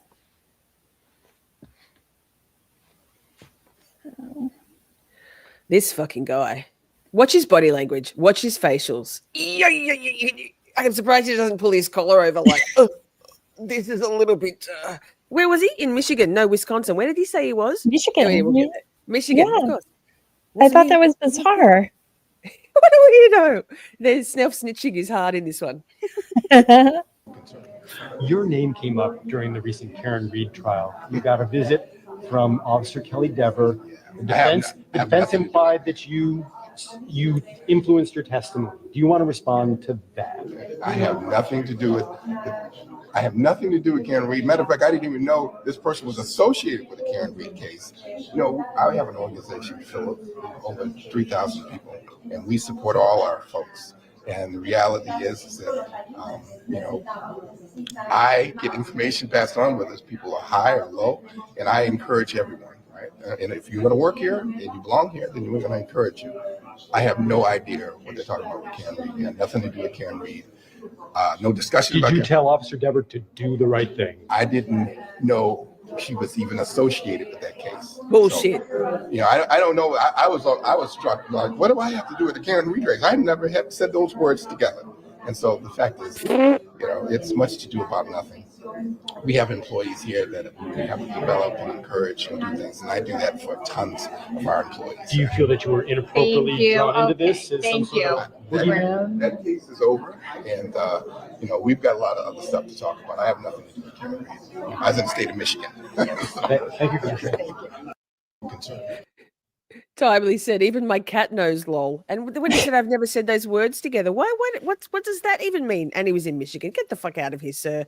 Hello, Ms. Diva. Apologies for throwing you under the bus, but yikes. Yoink. Diva's fucked. Yeah. And that's disgusting, really. She stepped up to what she believed was expected of her, which the inference is pretty fucking clear.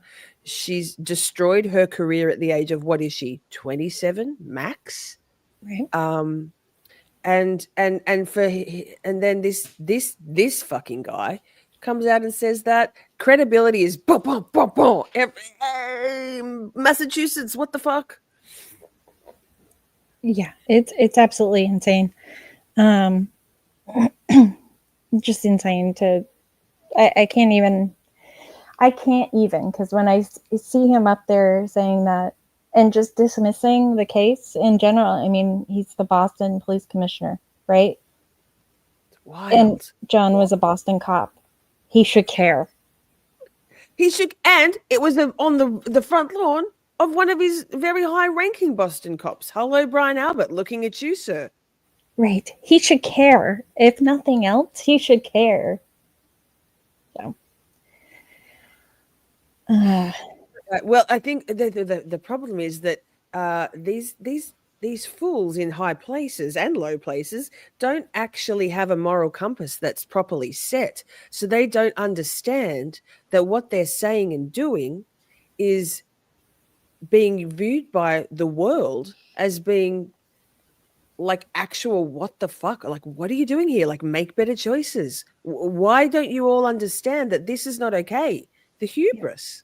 It's probably crazy. Absolutely.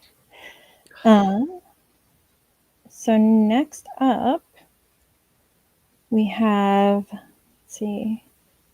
Next up we have that Karen has she's put in a new motion in the civil case requesting to dismiss the wrongful death lawsuit. And this is very short. Very short. Karen Reed is trying to end the civil case against her. She's asking a court to dismiss the suit filed by John O'Keefe's family. And she was acquitted of killing John O'Keefe last month. Between the Reed trials, the O'Keefe family sued Reed for wrongful death, which carries a lesser burden of proof than her criminal case. They are seeking at least $50,000 in damages. The suit also includes the 2 Canton bars Reed and O'Keefe visited the night before he died. So very, very short. So that's a bit of a call back to it was last week, wasn't it, when we spoke about your new love, David, South Africa, Boston, Karen's civil lawyer. Yeah. So there's obviously a lot going on there. I do think he prefaced one of his answers to Larry Foreman in that interview that if it goes ahead, it will be in 2027, right? Am I right? Am I misremembering that? I think. No, you're right. Yeah. We all do, Timely. We all do. He's got a particularly adorable gap between his front teeth, which obviously people's looks are not the most important thing about them, but that kind of shit really helps him be adorable. 100%. Yeah, absolutely. And I did pull up the actual picture of the complaint or the motion, but it's I don't know if it's interesting to anybody. Yeah, pull it up. Go on, let's do it. But I can't see that for shit. I know it's so tiny, and I can't actually figure out how to zoom it in any more than this. So I've been trying. Actually, I can see it here if I lean really close to my screen. Okay. So it says received, Commonwealth of Massachusetts, Paul O'Keefe as personal representative of the estate of John Joseph O'Keefe III, Paul O'Keefe individually, John O'Keefe II, Margaret O'Keefe, and Margaret O'Keefe as grandparent guardian of Kaylee Furbush, plaintiffs versus CNC Hospitality LLC, also known as CF McCarthy's, O&S Hospitality LLC, trading as CF McCarthy's Waterfall Bar and Grill and Limited, and the Waterfall Bar and Grill and Karen Reed. They're the defendants. So defendant Karen Reed's rule, good Lord, 9E notice of the motion to dismiss the plaintiff's complaint. Pursuant to Superior Court Rule 9E, the defendant Karen Reed hereby notifies the court that she served a motion to dismiss pursuant to Superior Court Rule 9A upon all parties on the 9th of July, 2025. Nice. Good for her. Good for her. So we know we'll send our energies that way now, because there's plenty of huge Karen Reed movement vibes worldwide that we can send them to Karen still, and of course Aiden Turtle Boy in his prospective 105 years in prison if that sham debacle goes ahead. Speaking of the devil, Aiden's status hearing on the 7th of the 7th of the 7th, so just this week, went over multiple issues and featured the loveliest judge who seems to adore Mr. Bederow as much as we do. In later portions of our show, we'll watch Mr. Bederow on the courthouse steps, so make sure you stay tuned, because we have clips. If you need clips, we've got them. We go through the socials, so you don't have to. Yeah. Free Turtle Boy, exactly, Jeannie. 105. Thank you. I knew it was one or the other. My brain keeps conflating the two. So this was Turtle Boy's hearing. And was there anything else you wanted to say about it, or do you want to jump to the clip? I mean, they're in the bigger courtroom, a fulsome gallery. And no shade, Mr. Bederow, but the height, I mean, we know Aiden isn't the tallest of men. And then there's Mr. Bederow in his delightful summer suit. Kudos to Aiden, honestly, for ostensibly, he seems to still be not freaking out about this very freak-outable, like, these charges against him. It's pretty crazy. I mean, bravo to him. Bravo. Oh, I'm not being mean. I'm just saying. Akasha, Mr. Bederow stood next to Melanie Little outside of court last year, and she towered over him. Admittedly, she had heels on as well, but I was like, okay, he's short. He's like little but fierce, right? To be fair, he's probably taller than you, right? I mean, I reckon we probably see eye to eye on a lot of things. All right. I will jump over to the clip that we were going to start at. How about that? I can find it. You can do it. You can do it. I can do it. I swear. Okay. Okay, great. And Attorney Bederow has a number item. Mr. Bederow. Just going back briefly to some of the issues about empowerment. Yeah. There are some items that are currently Pause for 1 sec, Ms. What the fuck? So, as per, we're just going to play a little bit of Bederow arguing, because I hadn't seen him actually stand up in court. I think he's been in Zooms before. Is this anyway? So we'll watch a little bit, because it's quite inspirational to watch Mr. Bederow speak to the judge, and per the charges are hefty colours. As per usual, everything just got continued. It's been 13 months, maybe more. Chat will correct me, since they put the motion to compel discovery, and the Commonwealth is still hiding the ball. So, yes, and play. Ought to be released from empowerment. specifically messages from Michael Proctor and a civilian witness.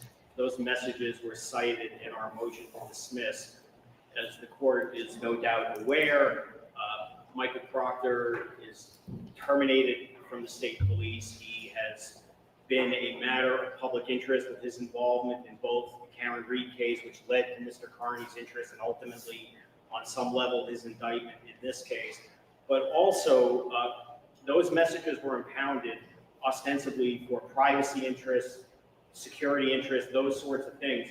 Recently, Michael Proctor has been on a press tour on ABC News and NBC News, vigorously defending his investigative conduct. The messages that are at issue here, which are impounded, the public is entitled to see that. There is certainly a presumption of public access to those files. Michael Proctor has surrendered any privacy interest he has by addressing those issues, as has the other civilian that we're talking about, who also recently appeared on national news with other members of her family defending her and her family's conduct in this case. Those messages should be publicly available. If there's going to be information that's in the public realm, there's no reason why information that the prosecution wanted concealed from public view should be concealed any further. If the court likes, we can approach and show you the messages.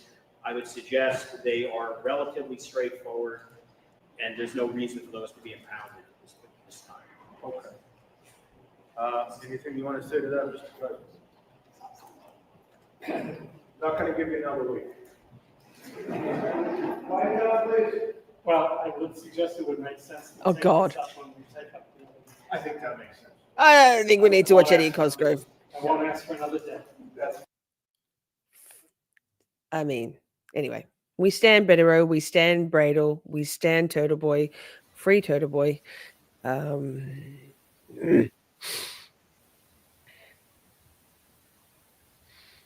It's just, it's so serious. It's so serious. What could be more egregious? Like what? What could be more egregious? I mean, persecuting an innocent woman and for a murder committed by others, and then persecuting a journalist for doing his job, an award-winning journalist, no less. For goodness sake. Exactly. So people should definitely go watch the whole thing. Because it was very interesting, but we'll leave it there. Yeah. All right. So do we need I think maybe this one needs a little something beforehand, because yikes. Okay. We will do that right now.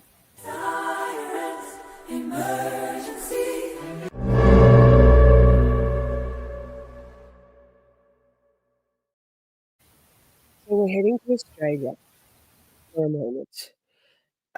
This week,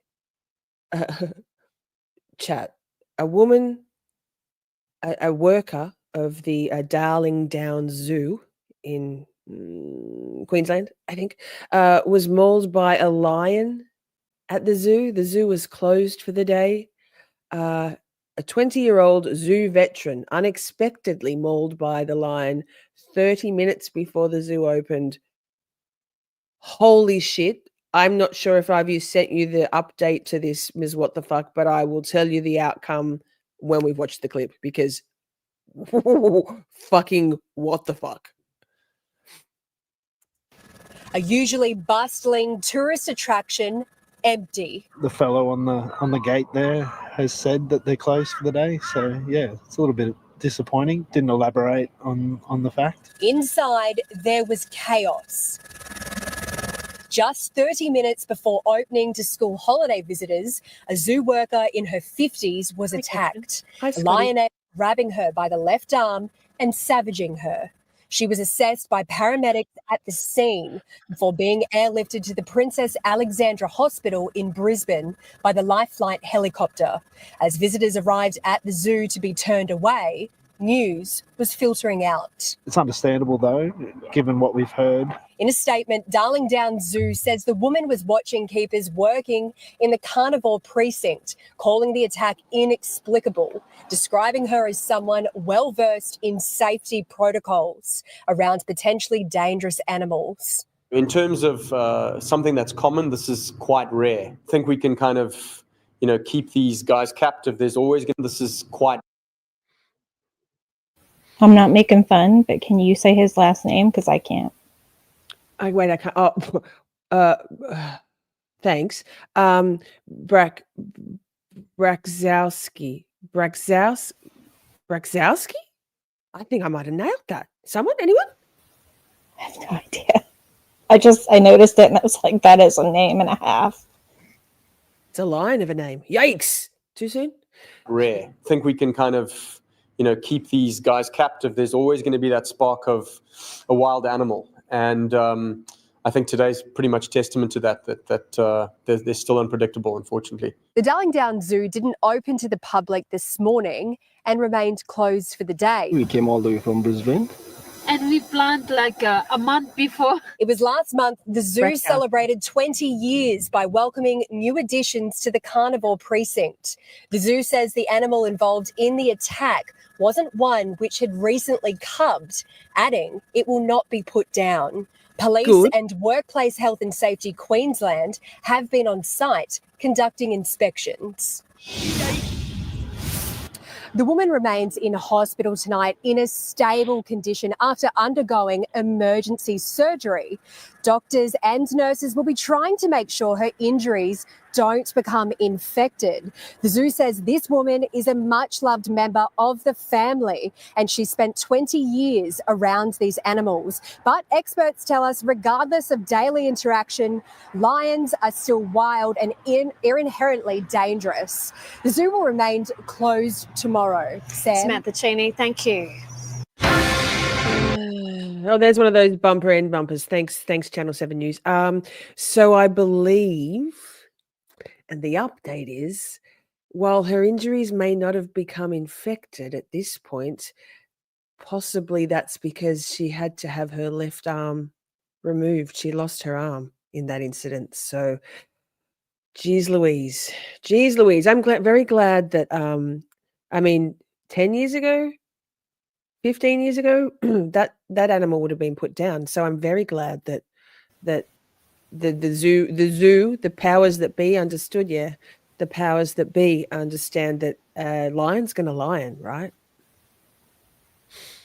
Yeah.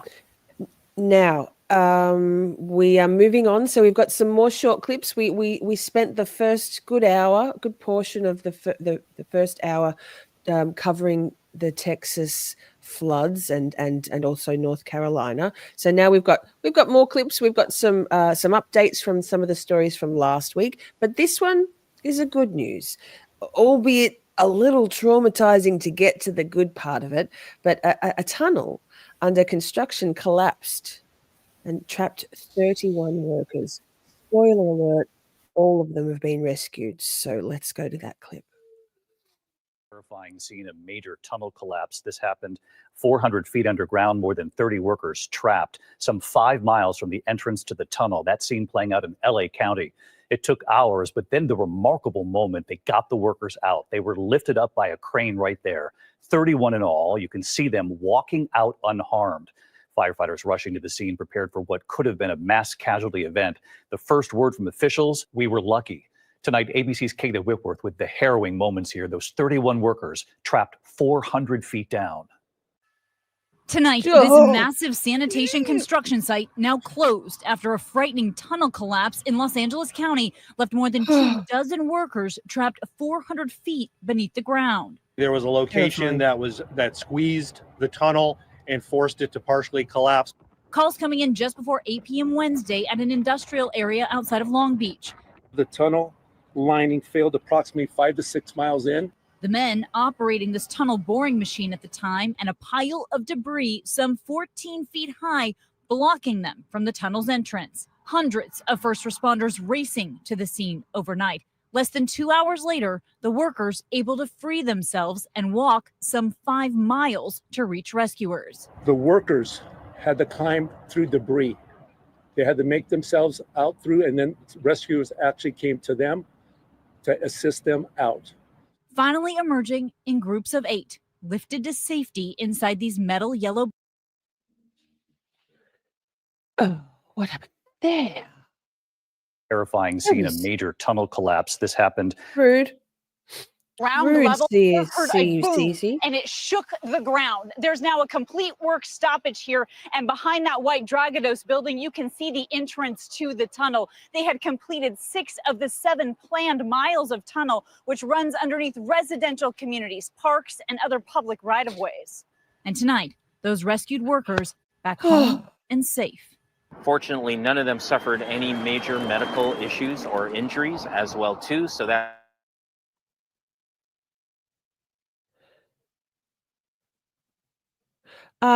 Wait, now Scott, hi Scott. Sidebar, That's Scott. one way in and one way out. And had those workers not been able to scramble over that debris field, this could have been an entirely different scenario. David. No question about that. We're just glad they're No okay question tonight. What a about that. rescue effort. Kenneth, thank you. That's terrifying. Now, Scotty, 2 things. Strongly agree. Can't stand MSN News. Almost, I don't know of any of my close circle of friends who actually watch MSN News, myself included. So here's the thing. If we never watch any of it, we don't know half of what's going on around the world, albeit with that MSN slant. Secondly, Scott, some motherfucker came into chat last week and with pretending to be you, but with lowercase g in the name, and trolled us hard. We knew it wasn't you, but just so you know, rude, that's assault. Slander, assault. So glad you're actually here, Scotty. Now, let me get to the bottom of the chat. Yeah, sharks are high on the list for me, but buried alive, falling off a boat or a vessel in the deep ocean. Yeah, I'm not scared of ovens, unlike colors, but yeah, right. Jeez Louise. Colors isn't afraid of lions. It's fine, just ovens. Okay. Now, we should play a trigger warning before this next one, but let me give you the too long don't read, the TLDR.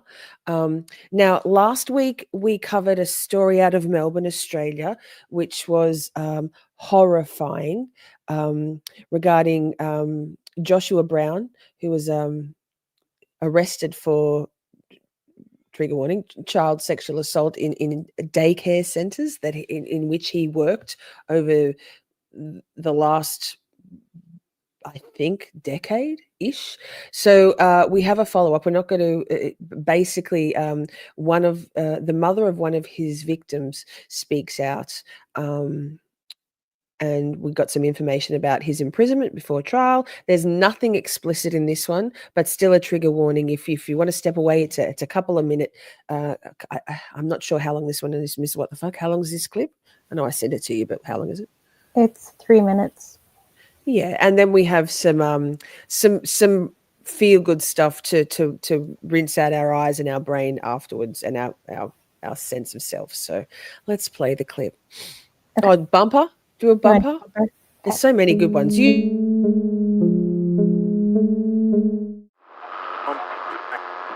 Government officials. Want to do a happy bumper too before we go in? Yeah, let's. Okay, let's do this one.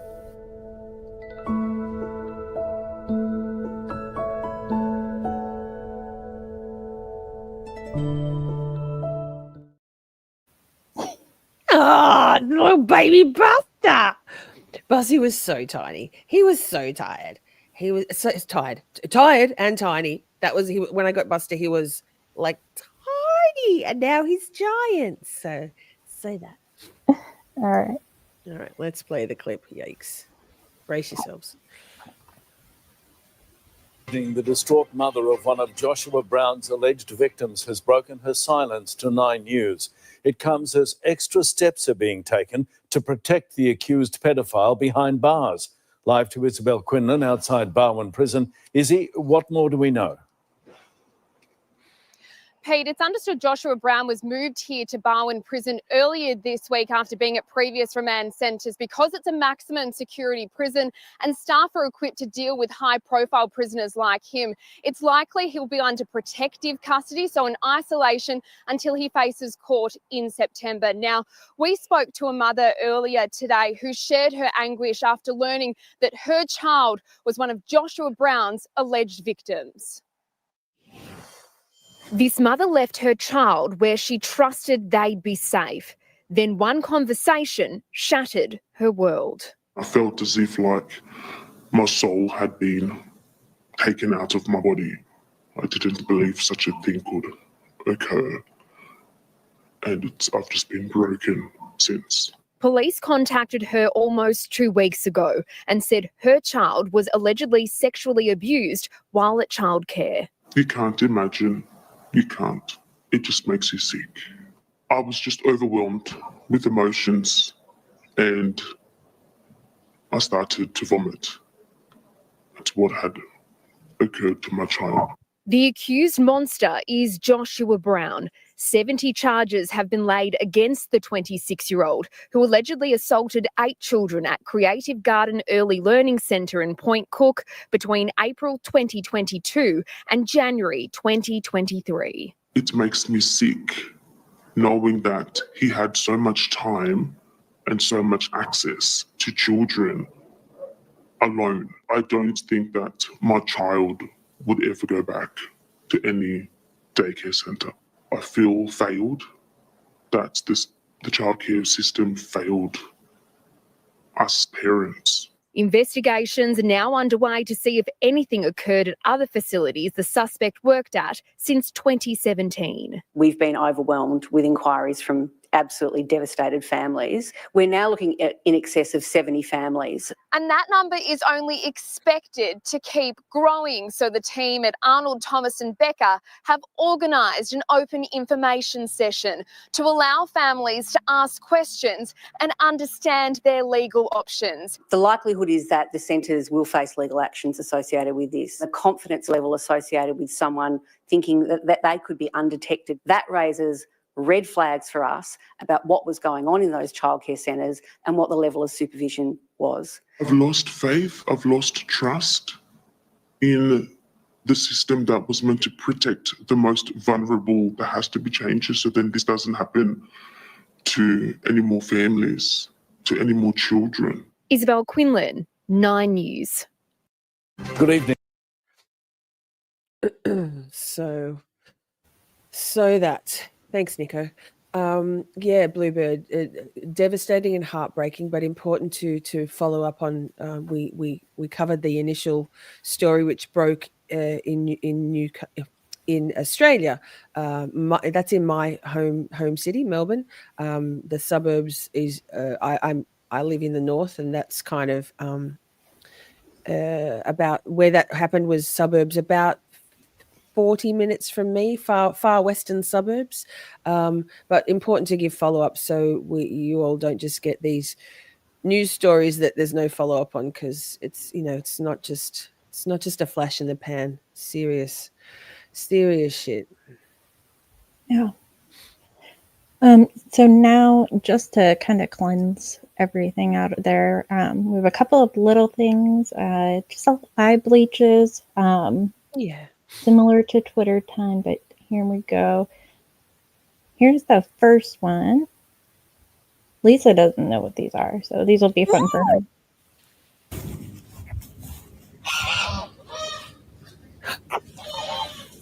Oh! Stop it! Oh my God. Look at his head! I need one! I know! You don't need a sausage dog. You need a little piggy with a little hat. Outfits are fine for animals and cuddly toys on your bed. I make them for my own soft cuddlies. Love 1010. Get me a piglet. Get me a little pink pig. Different to the Brooks Houck tiny little pink pigs, because that one actually is tiny. Wow, love 1010 and Bluebird. We're getting there. We will get there. Don't you worry. We're in the middle of the week that was. We will get to that story. Absolutely. All right, now we'll do one more. Yeah. This one. Что ты хочешь? Что ты хочешь?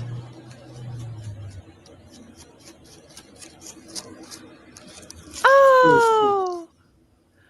Oh. He just needed some help. Oh. And he just went away. Oh, How bless. cute. Oh my goodness. I love animals. Yeah. I love animals a lot more than I love people. Sorry, people. Sorry, shorties. I love you all. I love shorties. I think it was it a hedgehog or a porcupine? That was a hedgehog. A hedgehog. Okay, fine. No. Same. Spiky shit. Oh, beautiful. So cute. So cute. Now, okay. This is a story that is back to the States. So now, it has been 8 years since the settlement was reached, ordering Flint to give every resident the opportunity to have their lead pipes replaced at no cost, conduct water testing, implement filter distribution and education programs. Sidebar, I work with water mains renewal in my peasant work shit, so that's what I do. So interesting little 6 degree of separation. And maintain funding for health programs. We now have an update. So Flint, shit's about to get better. So rather than go through the whole story, I just kind of highlighted the update part. Lovely. Oh, pause for a second. Bluebird is commenting from Twitter. That's cool, Bluebird. What? Sidebar? What is this sorcery? That's cool, Bluebird. Look at you go. Okay, so 63 people watching on Twitter could be chatting, but they're choosing not to. Interesting. I'm one of them, just so you know. I am lurking in both places. Okay, good. All right, so what's this? Tell us. Sorry, that was a little sidebar that had to be. Yes. I could read it if you want. Please do, because my eyes. Okay, so on July 1st, the state of Michigan submitted a progress report to a federal court confirming that more than 8 years after the settlement, nearly 11,000 lead pipes were replaced and more than 28,000 properties were restored where the maintenance had taken place. Of the 4,200 buildings where lead pipes are known to still be in service, their owners have either left their properties vacant, abandoned, or have declined the free replacement under the Safe Water Drinking Act. The coalition has said it will continue to monitor city and state progress on these remaining lines. That is pretty freaking amazing. So, I mean, sorry, the damage is already done, y'all. No, do I need to be a downer? It's bad news to drink water out of lead pipes, obviously. It is. Jeez Louise. No, Bluebird, don't apologize. I love seeing that. This is a whole new thing for us to be streaming simultaneously on Twitter as well as YouTube. So that's cool. But I see chat can't see it in this chat. So that's interesting. Interesting. Okay. Simi says, I had friends there. They moved out of state due to the unsafe water, right? Yeah, where's Flint? What state was that? I wasn't paying attention. Michigan. Oh, so maybe the commish was there. 100 people watching on YouTube. Thank you so much. Thanks for being here, everybody. Make sure you hit the like, y'all, or the thumbs down. Same. Rude, but same. Now, Michigan. Thank you, Simi. Above Detroit. Yes. Right, Madonna. That's where Madonna came from. Long way to go still for Flint, says hidden metadata, right? Yeah, it's cool. StreamYard just decided to say, hey, if you want, you can stream to Twitter, easy peasy X. And I was like, yeah, I'm in. Let's fucking go. Like, do it. I love that. Now, I think it was you, Bluebird, again, who was asking about the mushroom lady, Erin Patterson. We're here. We made it. Let me just get that comment off the screen for a second. Now, through the week, I believe it was Monday here, so Sunday for y'all, Erin Patterson was convicted of 3 counts of murder and 1 count of attempted murder over the cooking and serving of a labor of love lunch of beef Wellington to her family back in 2023. This is also kind of near me. What the fuck? Victoria, what are you doing? Like, what are you doing? I know it's our girl Stephanie blah blah blah who's getting herself a new tattoo tonight, but it's a special interest case for Ms. Steph. So what do we got? What the fuck? So the first thing that we're gonna toss up is it's a deep dive into the crime, and some information on the prison, and then an interview with a former prisoner at that prison. One pause also, just sidebar. Interestingly, I happened upon, and I think it was, I don't know when it was filmed, but the behavior panel did a little statement analysis, just a quick one on Erin Patterson's out the front of her home when she spoke to the media before she was arrested. It was a very recent video, very interesting. But Mark, who's the British one on the behavior panel, he said, beef Wellington is absolutely a labor of love. It's a day or a 2-day affair to get a beef Wellington beautifully prepared and made for your family. So she put a lot of effort into this. The fact that in those interviews she with the press, when they say, tell us about the lunch you made, she didn't boast about this labor of love, was in and of itself very telling. But yeah. Like Jeannie says, beef freaking Wellington, this story has everything. All right, let's go. All right. Let's bring this up. She's not just evil, she's intelligent. That's the take of a doctor who first came up against Erin Patterson's lies as her victims lay dying in hospital. The mushroom murderer right now in jail, awaiting sentence. I'm Hugh Whitfield. Welcome to the world. In this episode, we're going to pick apart some of the evidence that helped the jury decide Erin Patterson is a serial killer, not the innocent mum who mistakenly poisoned her family as she would have had them believe. And we're going to hear from a former prisoner who's just served 10 years, including alongside Erin Patterson, in a notorious Melbourne women's jail. Let's start, though, with that lunch. Served on July 29, 2023, sitting around this dinner table, praying, then eating, even receiving praise from her guests about how good the food tasted, Erin Patterson, sitting with her former parents-in-law, Don and Gail Patterson. Both were killed. Gail's sister, Heather Wilkinson, she was murdered too. And Heather's husband, Ian, who survived after weeks in hospital. Erin Patterson was found guilty of attempting to murder him. The murder weapon, this beef Wellington, made with death cap mushrooms, foraged by Erin Patterson. That was part of the web of lies that she spun. Let's run through some of the other evidence. This is the receipt for a food dehydrator. Patterson used them for the mushrooms, despite telling police she never owned one. In fact, here's the CCTV of her dumping the food dehydrator in the days after the deadly lunch at the local rubbish tip. When police found it, they also found bits of death cap mushrooms on the trays. After the meal, all 4 of her guests fell ill with vomiting and diarrhoea. They were placed in induced comas.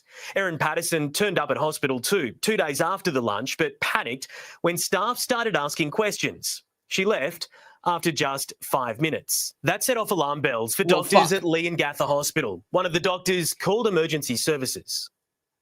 Hello, what address do you need the police? This is Dr. Chris Webster calling from Leongatha Hospital, and I have a concern regarding a patient that presented here earlier but has left the building and is potentially exposed to a fatal toxin from mushroom poisoning, and I've tried several times to get hold of her on her mobile phone. What's her name? The last name is Patterson, Patterson.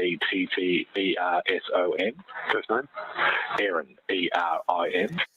The doctor who made that call, Dr. Christopher Webster. He says when he asked Erin Patterson where she got the mushrooms from, she said Woolworths, a supermarket chain in Australia. And for him, that immediately set off alarm bells because already 4 patients were in hospital from the one meal, 3 slowly dying, not a whole community getting sick from a supermarket product. So when she didn't respond in a way that instantly would have explained it as a tragic accident. Yeah, that's it. From that moment, in my mind, she was guilty, she was evil, and very smart to have planned it all and carried it out. How do you think she's feeling today in that prison cell? I think that she's probably already climbed the hierarchy of the social structure of prison. I think anybody who messes with her is going to regret it. She's not just evil, but she's intelligent. She's like Lex Luthor. Yeah, Lex Luthor takes on Superman. So I wouldn't be messing with her if I was another inmate, that's for sure. Dr. Webster was one of 53 witnesses who gave evidence at the trial. Police were quickly on the case. They recovered leftovers from the beef Wellington meal and had them taken to the local hospital for examination. They found the same toxin that is usually found in death cap mushrooms. When police raided her home, they spoke to Erin Patterson at the same dining room table where that deadly meal was served. They also found a food dehydrator manual, despite her claims that she didn't own one. And she'd factory reset her mobile devices. After an 11-week trial on Monday at a court in country Victoria in the town of Morwell, Erin Patterson was found by a jury to be guilty of 3 murder charges and 1 charge of attempted murder. A triple murderer, a serial killer. The mother of 2 is now at the Dame Phyllis Frost Centre, a prison on the western outskirts of Melbourne. The jury wasn't told that Patterson was in custody during her trial. Patterson is already familiar with the Phyllis Frost, having been held there before her trial and returning there on the weekends during the court proceedings. So, what's life like inside? In a second, we'll talk to a former inmate. But first, let's take a look at this. Here's 7's Michael Usher.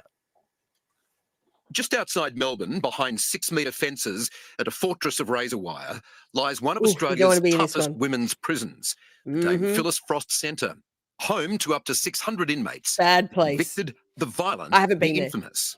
Inside these walls, Malka Leifer, the former school principal accused of abusing girls, Judy Moran, who lived and breathed Melbourne's gangland war, and Momina Shoma, jailed after pledging allegiance to ISIS and stabbing a stranger.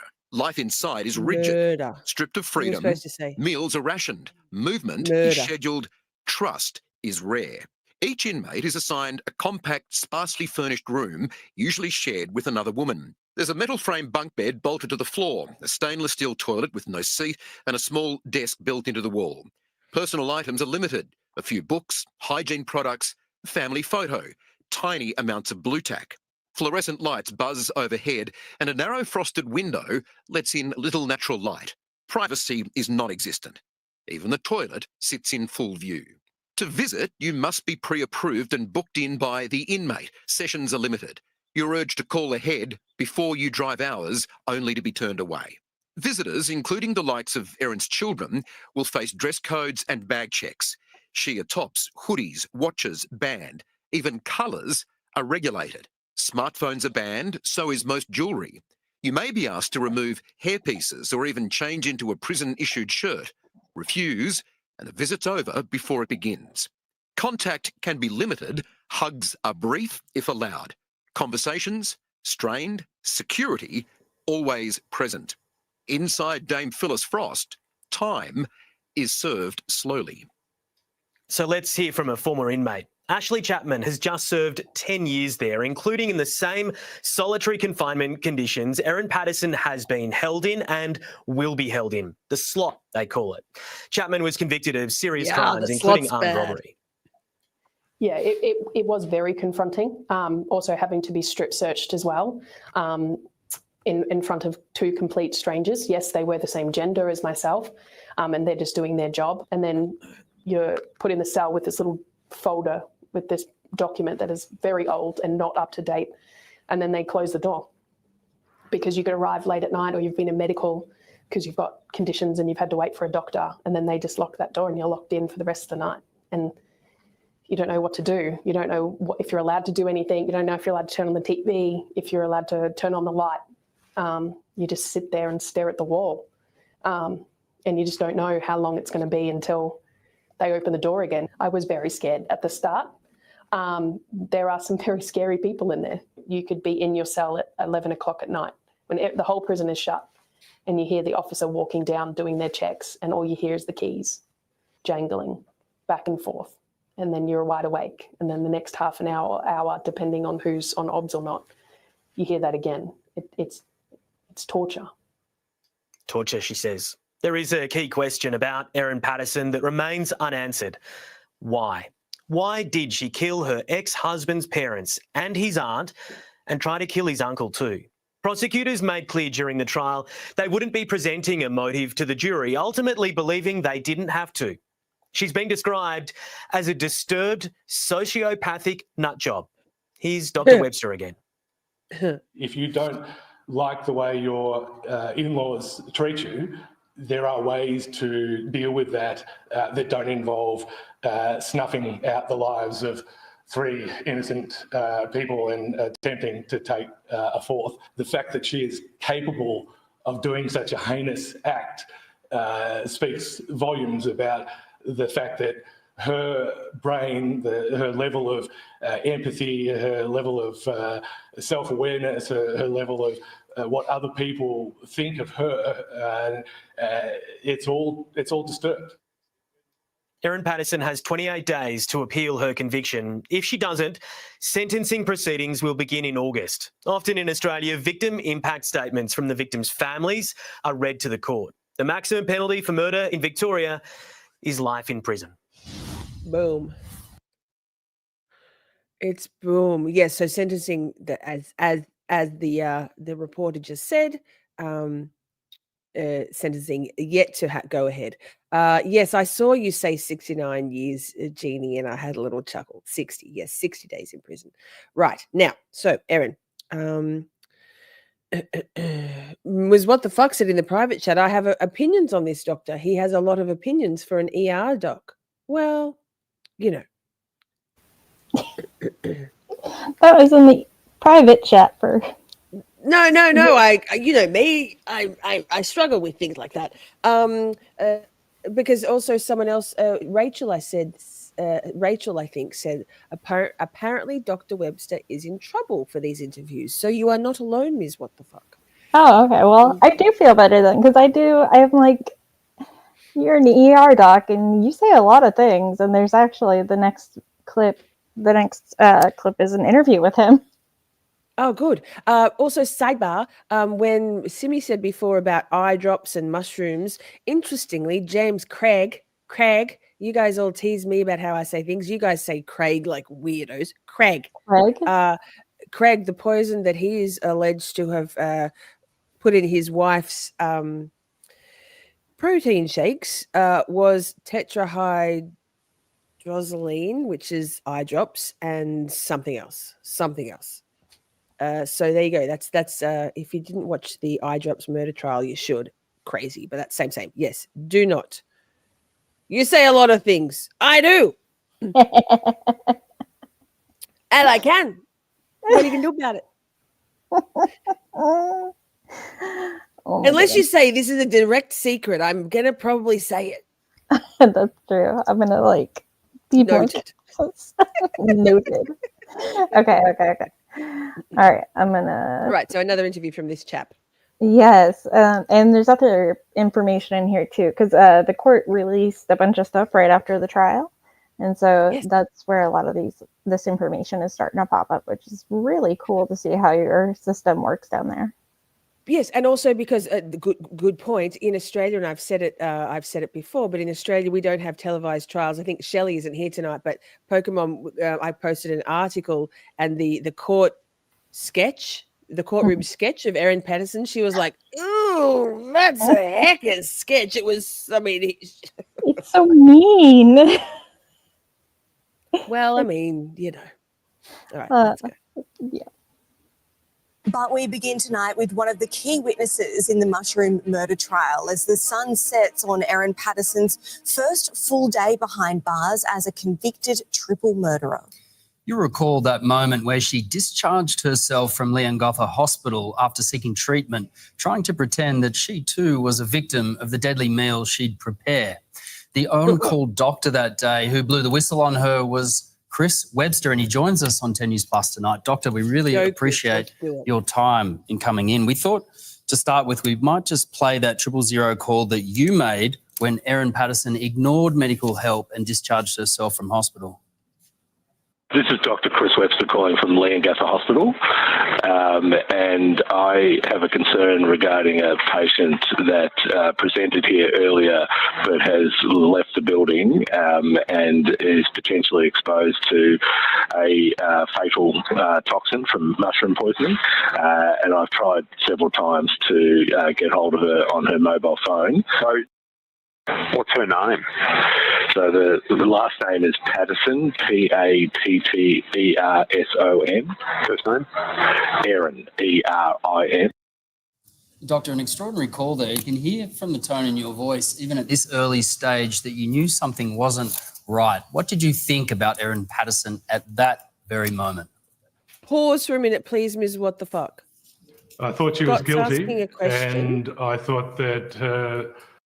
Sorry, Scott's asking, haha, she ate her own poisoned food? I am confused. No, she did not. She prepared a separate beef Wellington for herself, hence the probably 2 days worth of preparation.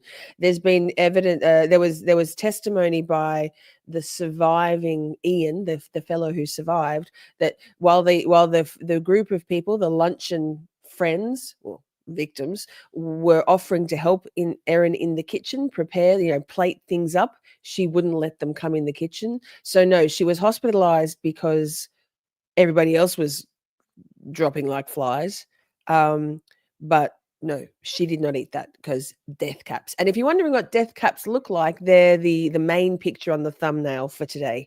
So carry on, Ms. What the Fuck, please.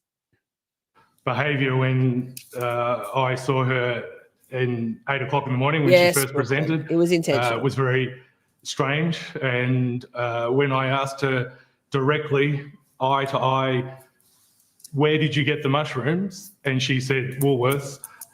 Instead of, I picked them, I foraged them. I've been doing that for years. Once she said Woolworths, I knew what she had done. And I didn't bother asking her any more questions. And I went back to looking after the patients, Ian and Heather Wilkinson, that still required to be transported to Dandenong Hospital and ongoing treatment. Well, that's exactly right. At that case, you had 2 patients in your care who were extremely sick from her lunch. You knew that there were kids at home who were said to have eaten it. So many pictures. That picture. Sorry, it was just that picture got me on How concerned was she, but also how concerned were you about the kids and potentially Erin's health? So, Amelia, at that stage, 8 o'clock or 8:05 a.m., I was not aware of the children. I became aware of the children as part of my preparation for the 000 call. So then, Chris, what did you think about her reaction and how she presented to you at the time when you take into account your conversations with her? So the first time she presented at 8 o'clock, the interaction was quite brief. When she represented almost 2 hours later, the interaction was far more significant because it also involved getting permission for the police to break into her house to obtain the leftovers from the meal. And it was that point that the conversation about the children took place, because in preparation for the 000 call, I read her entire medical file, and that's where I came to know of the children. And look, the one time that my mum cooked beef Wellington for a dinner party when I was a kid, I ate some of the leftovers. So I figured, why wouldn't her kids eat some of the leftovers? And that's why she didn't volunteer the information. I asked her, has the children eaten the meal? And that's when she said yes. And sorry, almost swore then. And that's when I was, okay, this is, let it rip, this is beyond crazy now. My responsibility to the children at that point meant that I had to ensure that they received medical treatment to be assessed whether they had been exposed to Amanita phalloides toxin. So it was a distressing answer. And also, like, why are you saying it like it's, a mosquito you've just slapped on your forearm? You're talking about your children eating a potentially fatal meal. Show something. But she's very impassive. Well, one of the things that's often overlooked when we talk about this case is the terrible suffering of the victims. You treated Heather Wilkinson, who eventually died from the poisoning. What was that like? What were your interactions with her? So, look, obviously I'm aware of the reporting because it's a case that I'm just as fascinated in as other people. In the time that... So the guy that was on the right over the screen, he survived, but on the left, not so much. Yikes. Also, shout out all you all watching on Twitter. Thank you. On X, thank you for being here. YouTube Shorties and Twitter Shorties. It's pretty cool. Reporting because it's a case that I'm just as fascinated in as other people. In the time that Ian and Heather were in the care of Leongatha Hospital, it was the relatively early stages of Amanita phalloides toxin poisoning. And when you rehydrate patients at that stage, they pick up and they feel better. They don't feel 100%. Ian and Heather were clearly still unwell, but they were able to have long conversations with me about the luncheon and questions about where the meat was obtained. I personally witnessed them leave the plaster room several times to go off to the toilet, presumably to have diarrhea, but they didn't go in a wheelchair. They weren't accompanied by a nurse. They went under their own power and came back under their own power. Heather vomited during the consultation at one point, and I inspected the vomit. She had saline running intravenously, so what she lost was being replaced. And at that early stage, they were exhausted because they had been up most of the night with vomiting and diarrhea, but they weren't in a level of distress that I have read about what it's like to have multi-organ failure as a result of the effect of this toxin. So I can't comment on that aspect of their final hours and days. I didn't witness that. Chris, amazing insight, and not the day at work I imagine that you would have expected. Thanks so much for your time tonight. No worries, Denham. Have a good night. Let's go to Samantha Butler now, our Can reporter we in pause for Morwell. 1 second, please, Ms. What the Fuck? Given that I feel like maybe people don't necessarily know what beef Wellington is, here, let me show you. It's, as I said, a labor of love. Wait, there we go. It's basically beef wrapped up in pastry with, well, not generally poisonous mushrooms. But let me see if I can go with all. I've never had it. Steph, blah, blah, blah, and I've decided we're probably going to have beef Wellington minus the death cap mushrooms at our wedding reception because she's my wife, obviously. Now, what's so special about beef Wellington? Tenderloin ground meat for pate, mushrooms, onions, shallots, herbs, butter, and pastry are just the essential ingredients. Different cooks have their variations where they may add some additional items. Yikes. So that's sign me up. Sign me up. Now let's get back to that. I just thought that was interesting. And I'm hungry now. It does look great, Brooklyn. Minus the death cap. Yep. Sam, what was the reaction? Micah says no. Micah says ugh.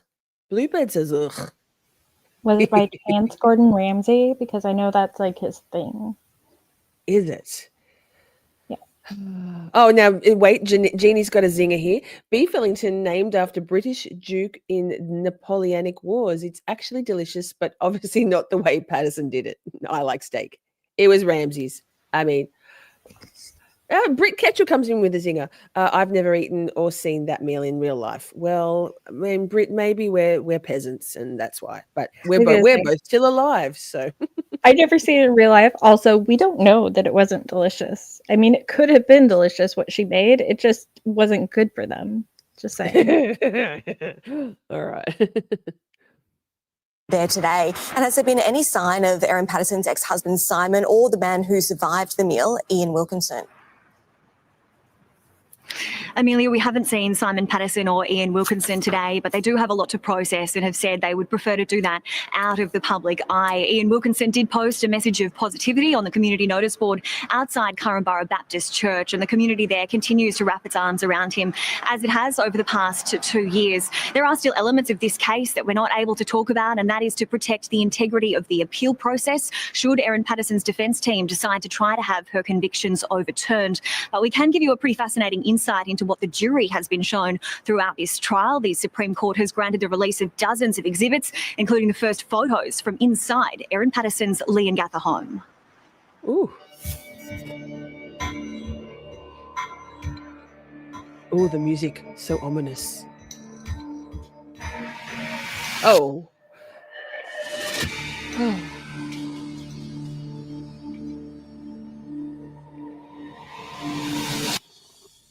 A first look inside the home of the mushroom murderer. Photos taken by police as they searched Erin Patterson's house at Leongatha.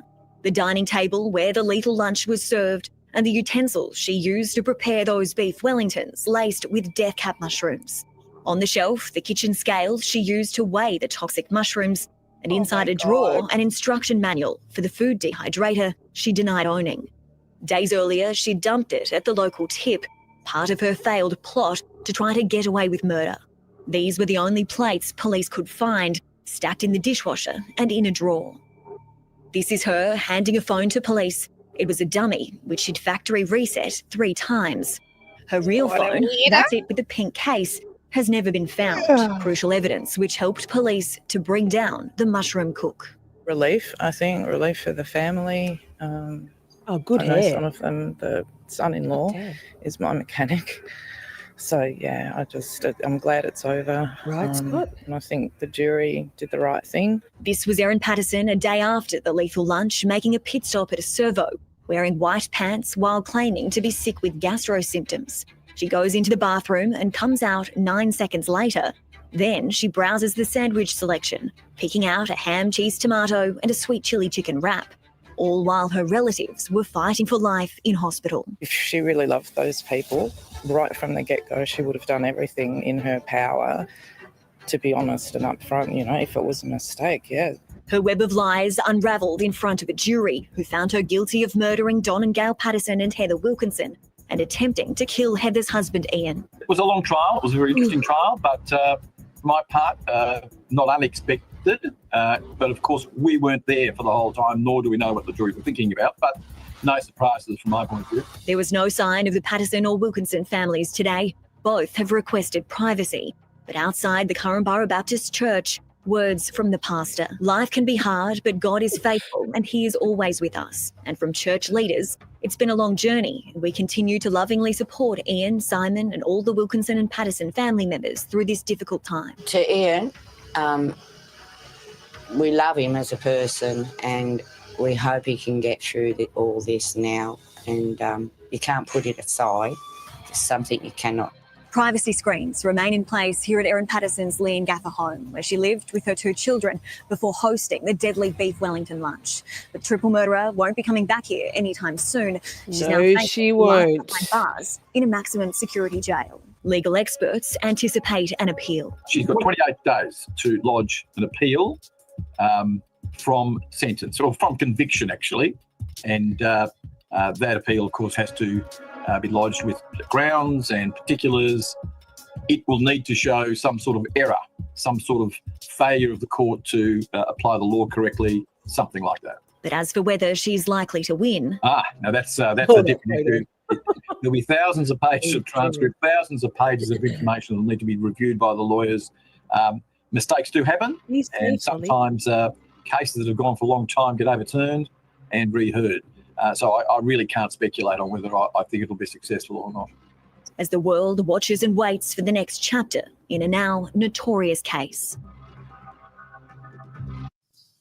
There's plenty more chapters to come as well. A lot of evidence, including the interview that police did with Erin Patterson. It was played to the jury but hasn't been seen by the public, a judge to decide if we will get to see that as early as next month. Yeah, that'll be fascinating. There'll be so much interest in that and anything that happens next across the globe. We've seen CNN, Al Jazeera, BBC covering this. There's already a murder mystery in the works. But, of course, what we need to remember is that there were 3 people who lost their lives. And as we just heard, it was a painful and scary death. And that's what we need to keep in the front of our minds. Yeah.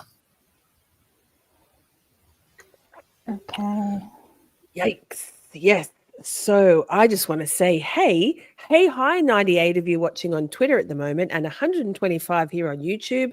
I guess people kind of like the week that was, huh?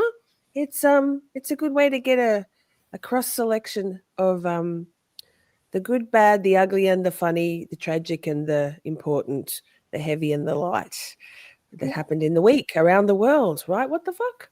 Absolutely. And the next thing on this one, we're just going to do a tiny bit of it to give you a flavor, and then we'll put the link in the description so you can watch Not it. a death cap flavor. Not a death cap flavor, but a flavor all the same. Yes, exactly. They were just talking about at the very end the interview that she did with the police. While it hasn't been actually released as it is, this one video, it's almost like a podcast. They did a reenactment of the interview. And so it's about 15 minutes. We won't play the whole thing. We'll just give you a taste of it real quick and then put the link in the description for you so you can see it. Great idea.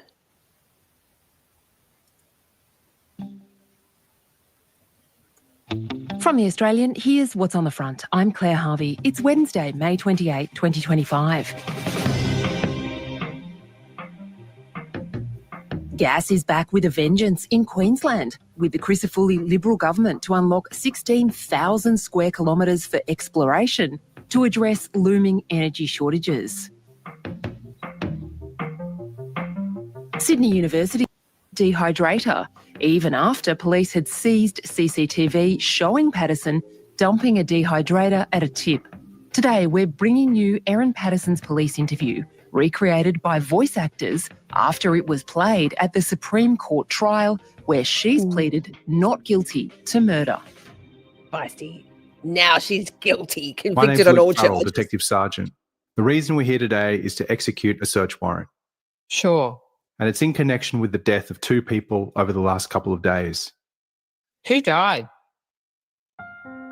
Oh, the acting. Yikes. That's the opening moment of a day that's become very important in the trial of Erin Patterson, the Victorian mother of 2 who's accused of murdering 3 elderly relatives and attempting to murder a 4th. She has pleaded not guilty. At 11:40 a.m. on August 5, 2023, 4 police officers showed up at Patterson's home on the outskirts of Leongatha, a small community in Victoria's Gippsland. Homicide detective Luke Farrell took the lead, and after that exchange on the doorstep, the officers spent 4 hours combing through the house. On Tuesday, prosecutor Jane Warren took Detective Sergeant Farrell through photos taken on the day. And on the bench there, what do we see? That is a cookbook. Recipe Teen Eats. Dinner cookbook. Did you open the book and look inside the book at the time of locating this? Yes, I did. Okay, and did you locate a recipe of relevance to your inquiries? Yes, it wasn't a bookmark page, but on a separate page there was a beef Wellington recipe, yes. And that page was spattered with cooking liquids.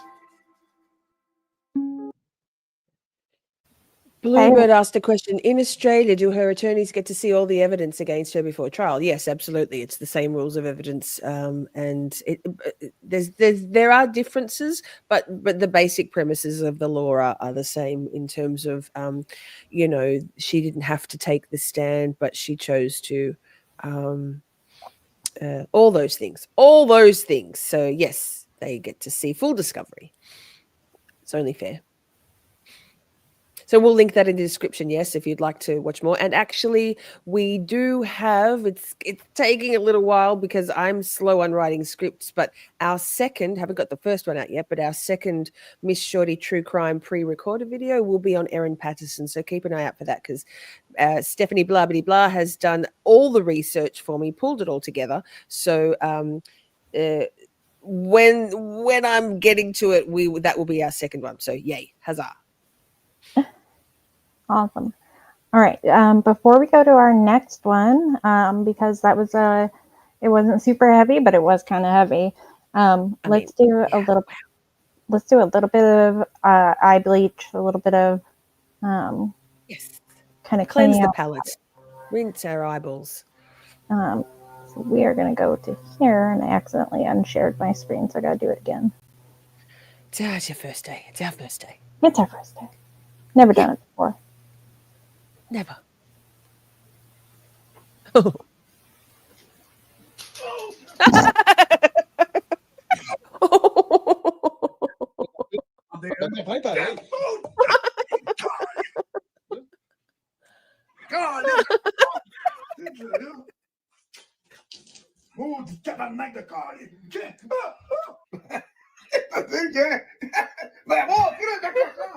Là, ça me jusqu'à le cou, là. Là, ça a craqué en tabarnak! Oh.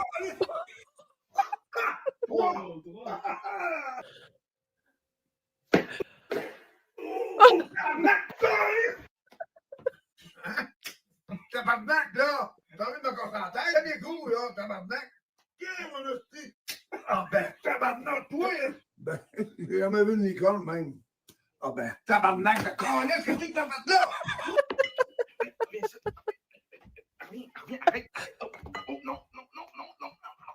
Voilà! Qu'est-ce que mes biscuits de me raccrocher? Non, moi, ma mère, tu me l'arrêtais, tout ça, elle voulait pas. Comment, maman?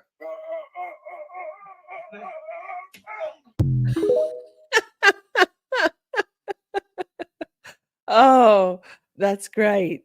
What was their? Where were they from? What's their accent? What's that? What was that? They I sounded don't know. like I usually ask you. It sounded like Swedish chefs, but I don't know. Someone in chat will know. Brooklyn, do you? What's the TikTok account called? Ms. What the fuck? That was fortune.bo. Oh, leave it with me. We'll find out. It sounded European of some description. Funny. Okay, and one more. Yes, and also chat wants to see the piglet again. We might save that till the end, right? Okay, I can do the piglet again at the end. You gotta wait for it. Yeah. Okay, but this one is also good. So love it. Oh, that's gorgeous. I love it. So just a little bit to cleanse our palate before we move on to the next one. Bluebird says, I love to know what's in the mind of that sheep. I think pure joy. Yes.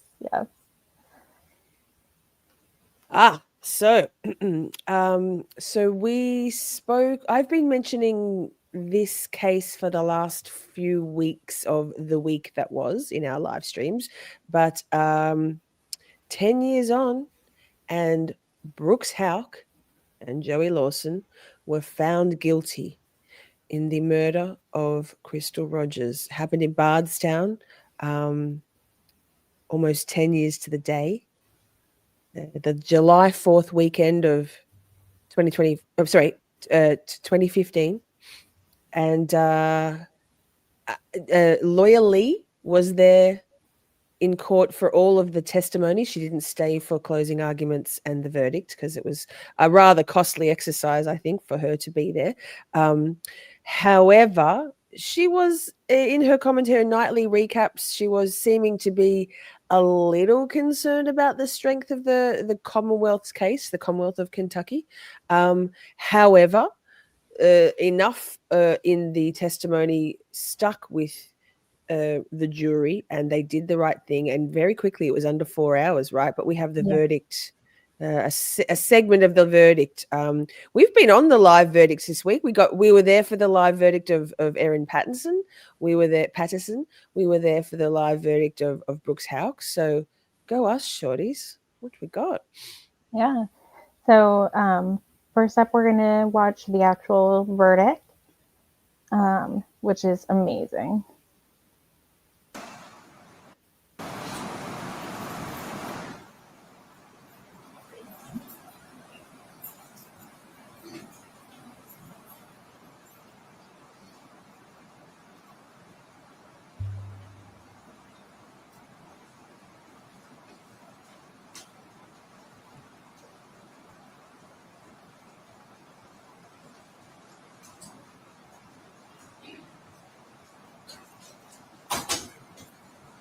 At this time, let the record reflect all 12 jurors have returned to the courtroom. Everyone may be seated. Counsel waive the call. Yes. Hey, good to see you. Ladies and gentlemen, the jury, it's my understanding the bailiff indicated that you all have reached a verdict. Is that correct? Fuck yes. Who has the paperwork? Please, paperwork from me, please. As I previously announced, there's to be no outburst in the courtroom when the court reads the verdict in this case.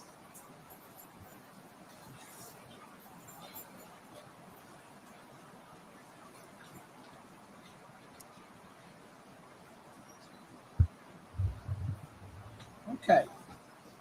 In regard to Commonwealth versus Brooks William Houck, in regard to instruction number 4, it says, we, the jury, find the defendant guilty of murder, principal, or accomplice under instruction number 4C. And under instruction number 5, it says, we, the jury, find the defendant guilty of tampering with physical evidence under instruction number 5. In regard to Joseph Lawson, the verdict form number 4 says, we, the jury, find the defendant guilty of conspiracy to commit murder under instruction number 4A. And under verdict number 5, we, the jury, find the defendant guilty of tampering with physical evidence under instruction number 5. Mr. Houck, the jury has found you guilty of murder, principal, or accomplice, and complicity or tampering with physical evidence.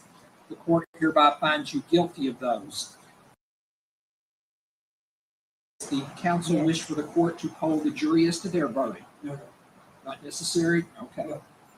Ladies and gentlemen, at this time, then, we're going to begin a sentencing phase.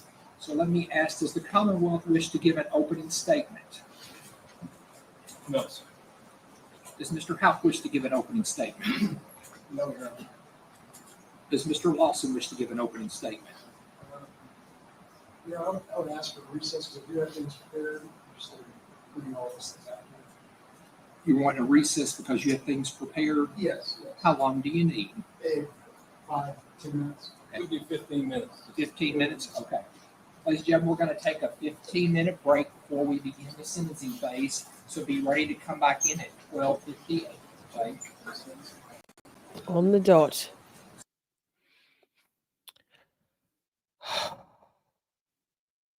Music to my ears. Thank God. Well done, jury. I was a little concerned about that one. I believe I was concerned that the reasonable doubt that some of the witnesses were a bit sketchy, but others weren't so sketchy. So by all accounts, the voluminous amount of circumstantial evidence was enough to convince the jury. And bravo, amen, and thank goodness to the Ballard family and all of Bardstown. Couple more murders they need to prosecute, and probably a couple more in the conspiracy also, right? Because Nick Houck and what's the name? What's the mother name? Is it brain fart? Teresa? No, it's not Teresa. Anyway, the mother. They're all unindicted co-conspirators at this point. So let's get that shit rolling as well. We got a little bit of footage from the outside the courtroom. Is what the fuck? Yeah. So this is a reporter that was in the courthouse and standing right outside. Thank you, Rosemary. I knew it was a name that was kind of an old-fashioned many syllables, and my brain just buffered. So thank you. Sorry to interrupt you. It's what the fuck. No worries. No worries. And so she's going to give a little point of view of what it looked like to be in the courtroom during. I mean, this is a historic moment for the Ballard family, for the city of Bardstown, a historic moment here throughout this 10-year-long unsolved case. And now families finally have answers. Of course, Brooks Houck was convicted guilty on murder of principal or accomplice. That means the jury couldn't necessarily decide if Brooks was the one who murdered Crystal Rogers or just played a role in it. Also found guilty on complicity to tampering with physical evidence.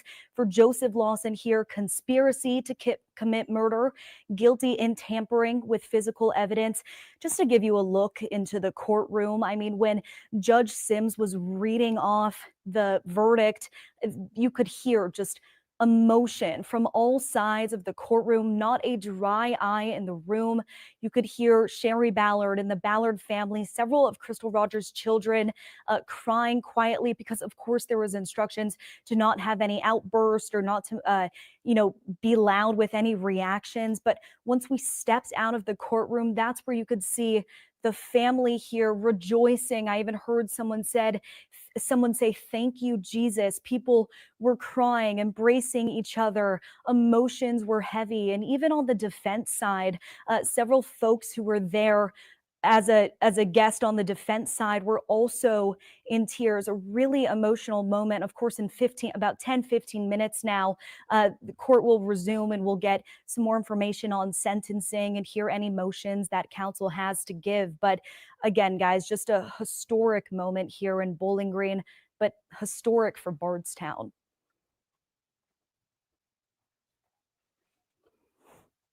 Will come later. I know it's a tight situation at the courthouse. The judge was very concerned about security today. And Shay McAllister is also in the courtroom. She's been texting us information about the guilty verdict here. So what do you expect to happen where you're located? Well, we're here on a separate level of the courtroom. So everything took place on the 4th floor. We're here on the 2nd floor where bailiffs are expecting to bring both counsel, jurors, and any family members who want to speak with media. I'm in the room right now. I don't see anyone who's walked in quite yet. But again, there's still a couple more proceedings that have to take place before I think that we would be able to talk to anyone involved here. And we're taking a look at some of the folks outside of the courtroom, it appears, right now. Alexandra, how many, it had to be a packed courtroom in there. Can you describe it a little bit more to us, what it was like, those moments leading up to the jury announcing the verdict? Well, I remember, so we're all sitting in the rotunda here and you could hear someone yell, "The jury has reached a verdict." That's when you could see everyone jump up from their seats. Everyone's rushing towards the courtroom. It's high tension. I mean, when I sat in my chair, I saw Brooks Houck walking to his seat and he had, a look in his eyes. He's waiting for his fate to be delivered here by the judge. Everyone is on the edge of their seat. Everyone is tense. The room is filled with anxiety, and Judge Sims didn't skip a beat when he was reading the verdict off to the courtroom. It happened very quick, and the emotion just poured out right after. Alexandra, thank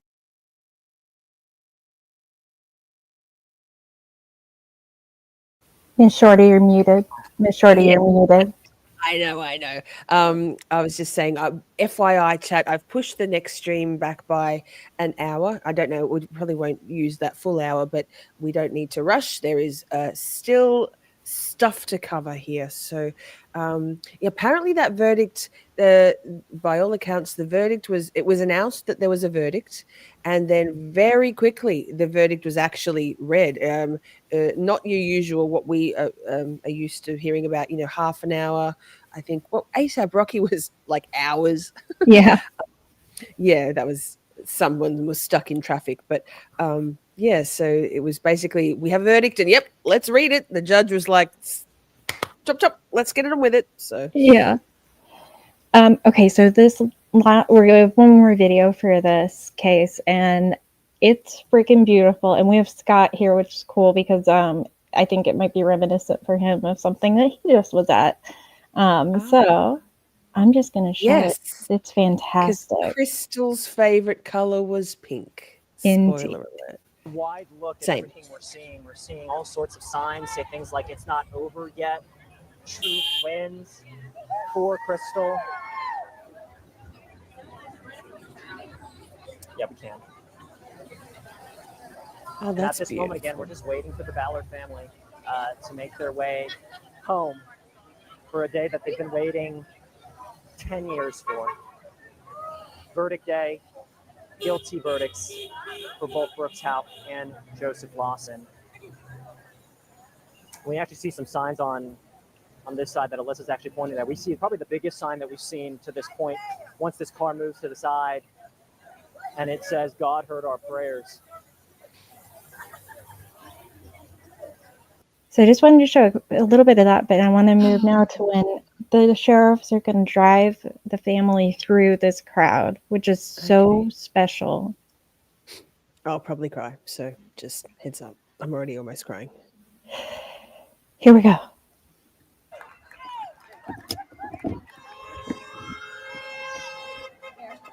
You got it?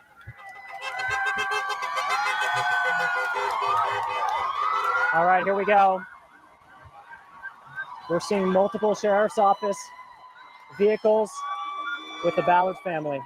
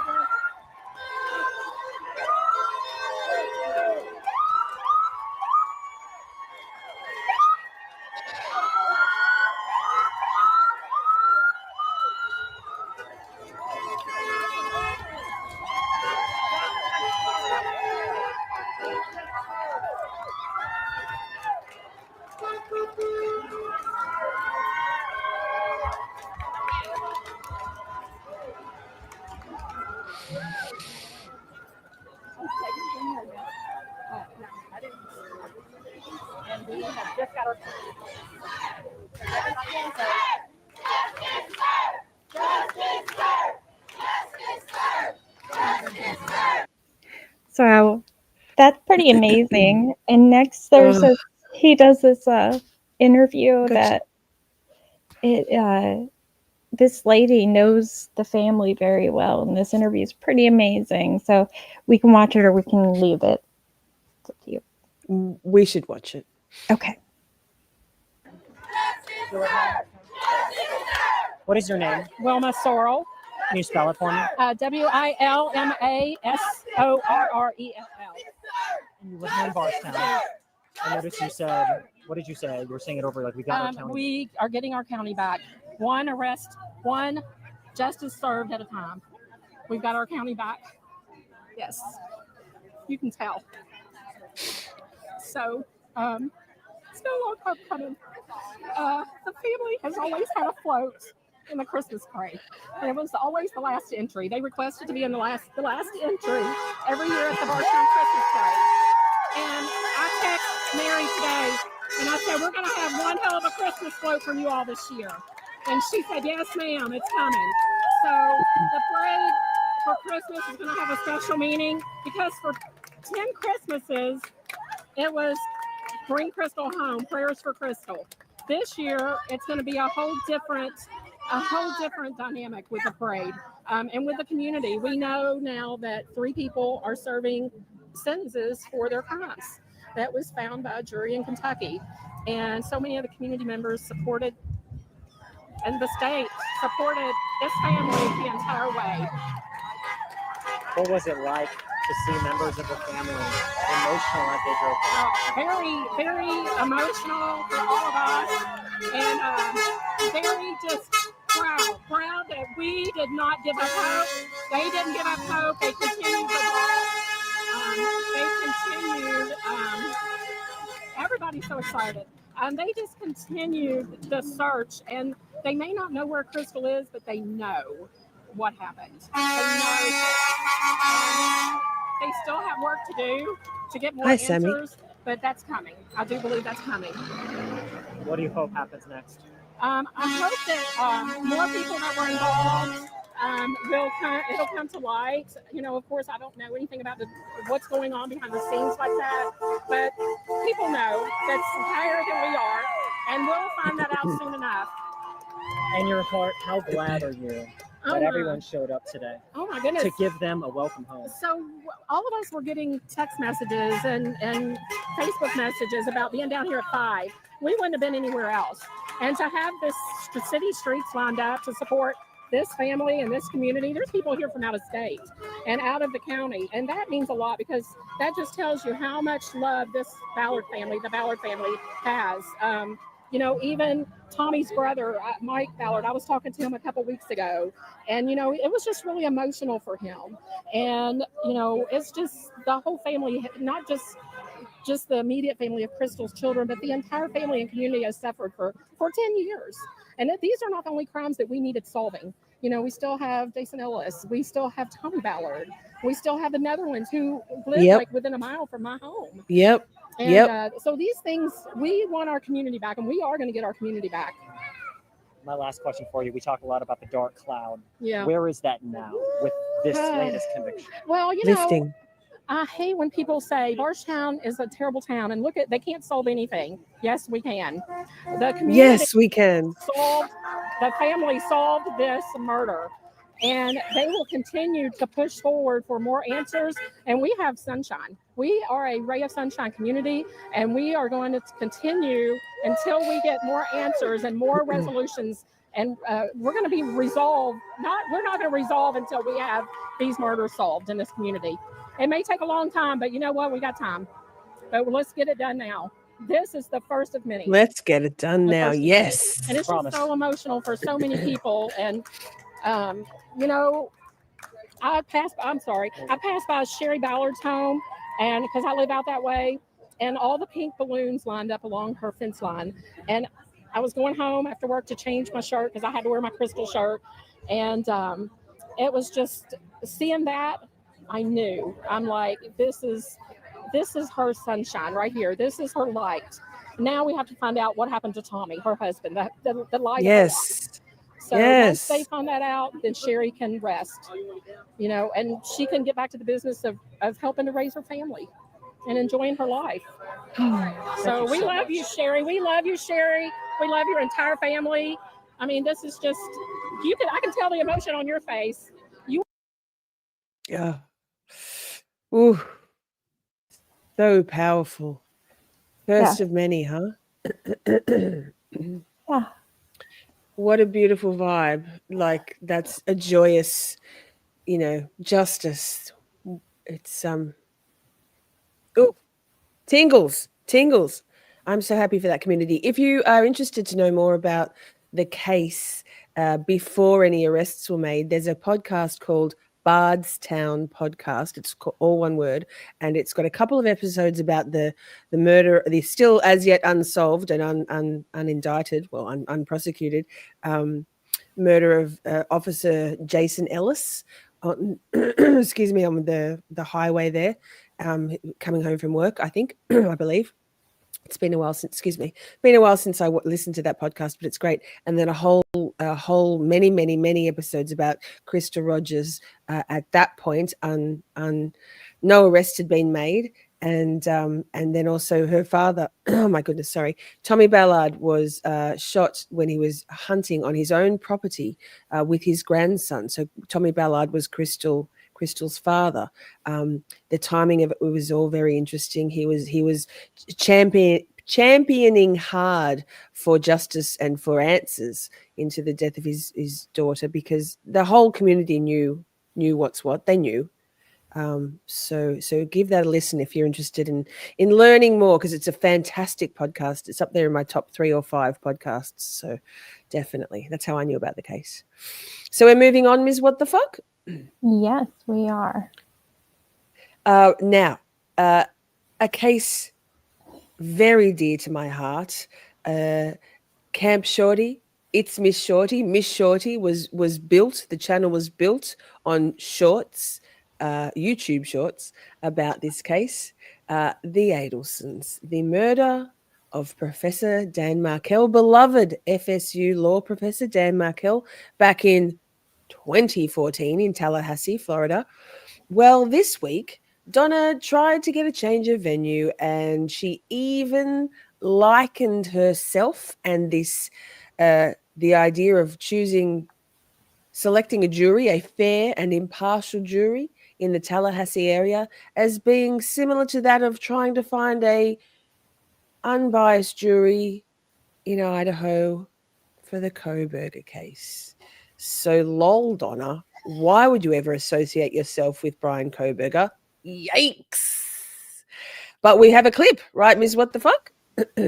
Yeah, I had to mute myself because I was laughing. Sorry. Grandma Gotti, and who was it?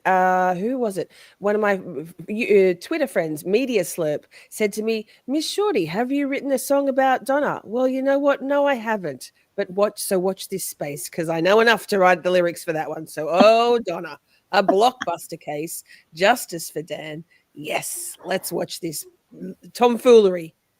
Oh, whoa. It's that bad. Yeah. Okay. It's lawyerly. Donna Adelson is going to have to unpack her prison issue suitcase because she is stuck in Tallahassee. That's where she's slated to go on trial in just a month. Prosecutors say she conspired to murder her ex-son-in-law, Dan Markell, a law professor in Tallahassee. Donna wanted out, wanted her case tried somewhere else. Miami-Dade County would have been her top choice, but she probably would have accepted just about anything other than Tallahassee. She even went so far as to compare herself to Brian Kohberger, who got his trial moved out of Moscow, Idaho. None of that appears to have worked. It has not yet dropped onto the public docket, but Tallahassee sources are saying that the judge has told Donna no, at least for now, that he will not grant Donna's motion until after the two sides have at least tried to pick a fair jury there in Tallahassee.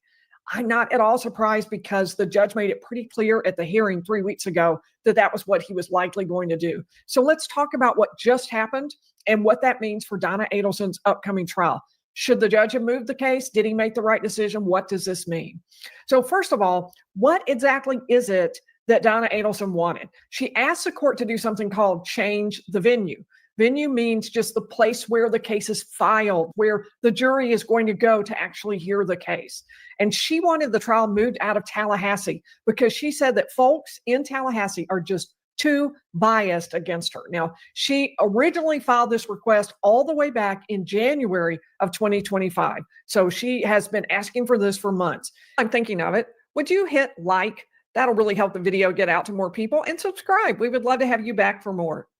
Here's what she's arguing. She's saying that she really wanted to wait until after they had at least tried to pick a jury, but what caused her to go ahead and move was a mistake that was made. They were holding a session in camera, and that means on the record, but not in the courtroom. No media was present. No member of the public was present.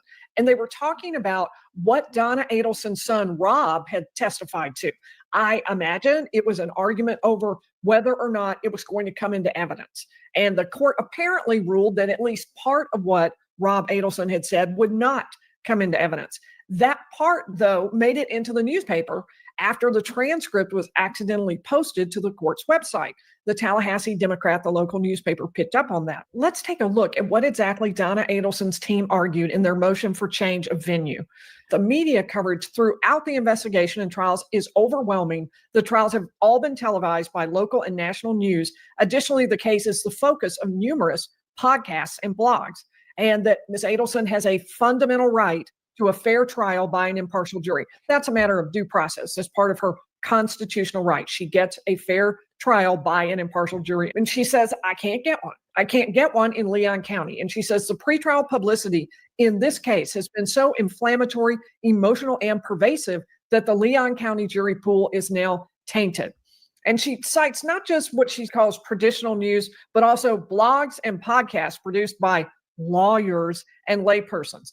And she says this is part of the reason why the court recently granted a change of venue for Brian Kohberger in Idaho. I am just saying that if I were on trial for anything remotely connected to a murder, I do not believe I would make a comparison to Brian Kohberger's trial. I am amazed that they did that here. Right.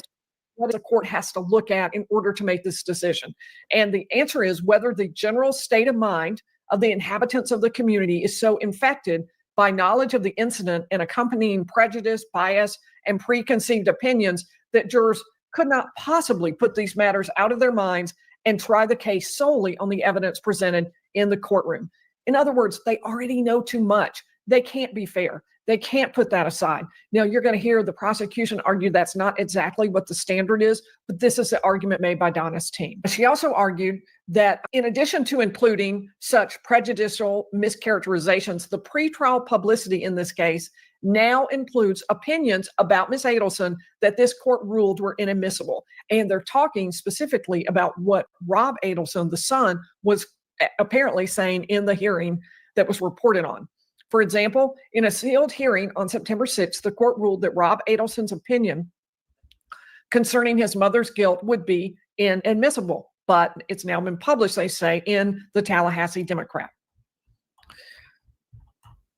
A change of venue may sometimes inconvenience the state, yet we can see no way in which it can cause any real damage to it. On the other hand, granting a change of venue in a questionable case is certain to eliminate a possible error and to eliminate a costly retrial if it be determined that the venue should have been changed. In other words, what they're saying is it's no skin off anybody's nose to go ahead and let the case be moved somewhere else. That's the safe choice.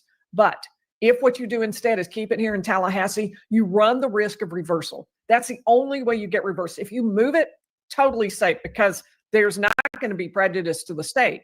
The only possible prejudice is to Donna Adelson. So take the safe choice, court. That's what they're arguing. And then they go on, they actually attach a copy of the Tallahassee Democrat article, thus increasing, frankly, the publication of it. And we're in a deposition. Rob Adelson said his mom was very sharp and not gullible. The judge goes on to say down here, depending on what comes out during the defense case, as a matter of rebuttal, if any of the arguments are ignorance, at that point, it's fair game. Obviously, that is going to be what Donna Adelson's argument has to be. I don't see what else she could possibly argue. Going to be, I had no idea this was going on. Ignorance. And at that point, he's saying, I'm going to let Rob Adelson's comment about how she's not gullible, she's really sharp, I'm going to let that come in. Her attorney says it goes further than that, that there was actually more to it, that there was a statement that there's something like, he said, he didn't have it exactly right, I don't think, there's no person who places their own interests first more than Donna Adelson, something along those lines. And also, Roshbaum at the time was Donna Adelson's lawyer, said they're calling him because they want the jury to know, without him saying it, because they're not allowed to, because it's opinion testimony, that he believes his mom is guilty. And so the argument for Donna's team is, look, this is very risky for her because you've got a community that is biased against her, a community that has information that specifically will be excluded at trial. The prosecution did not file a brief on the issue responding, but we did find out their position at the hearing that took place 3 weeks ago on June 15, 2025. Donna's team put up an expert who tracks media. They hadn't asked him to do research on how often Charlie or Donna Adelson have been mentioned, and it will not shock you to hear that it's a lot. Newspapers, this tab indicates there were 233 mentions of Donna or Charlie Adelson during that time period, correct? That is that's exactly correct. To me, that seemed really small, but here's the reason for that. The expert said he had no way to compile data about podcasts, by which I think he meant YouTube as well. So they would have had to be saving them all along, and they hadn't been. They couldn't go backwards like they could with a newspaper archive and a Google search. So the defense. I mean, just hashtag Donna, hashtag Adelson's, are all hashtag Justice for Dan Markell. It was interesting. With all respect to you attorneys, all you need to do to find these YouTube presentations is to search hashtag Justice for Dan Markell, hashtag Donna Adelson, hashtag Wendy Adelson, hashtag Charlie Adelson, and you'll get all of my playlist for starters, which we dropped the link in the chat before. If you're interested in about 87 Adelson shorts, you can. and other stuff. We've done trial prep before. Yes, we will be doing recaps of Donna's trial if and when it goes ahead, because EDB says if. So I'm not sure why what she thinks there. But and while I think of it, if you missed what the link between Koberger and Donna Adelson was, her attorneys argued that it would be equally as hard to find a fair and impartial jury in Tallahassee for this upcoming trial for Donna as it was going to be for Idaho in Moscow, for Brian Koberger, hence the change of venue for Koberger, right? So that was why that was referenced, if you missed it. Y'all multitasking out there. Yes, Ruthie says Charlie's trial is where Shorty and I met. Yes. Sorry. So I'm rather well versed in that trial. Also, a little spicy something that we couldn't confirm, so we didn't report it in last week's The Week That Was. But word on the street is that in an in-camera hearing, Rob Adelson, the white sheep of the Adelson family, oldest brother of Wendy and Charlie, that a hit had been put out on Rob Adelson by the Gottis, the family, to prevent him from testifying at Donna's trial. Speculation, hearsay, and rampant rumor, but Carl Steinbeck did report it also. So we didn't put it out as fact. Take it as you will. But that. Now, let me just check one thing. Now, so we're going to leave a link for the rest of that if you'd like to watch Lawyer Lee's assessment of that for the rest of that clip from Lawyer Lee. I think it was about a 40-minute little snippet. So that's there. That'll be in the description box also. Now, we are moving on to Twitter time, aka X. Hi, shout out people on X watching, 114 of you. Thank you. It's where, not everybody has Twitter, right? Not everybody has X. And so we slog through the trash to bring you the treasures because Twitter can be a cesspool. Many of you don't have Twitter, and that's a pretty fair and reasonable choice. So we've done the work to curate for you some of the best, the worst, and the funniest tweets of this week. First up is something that I very much... Do you want to do the bumper first? Let's do it. Let's do the bumper. Thanks, God. Thank God you're here.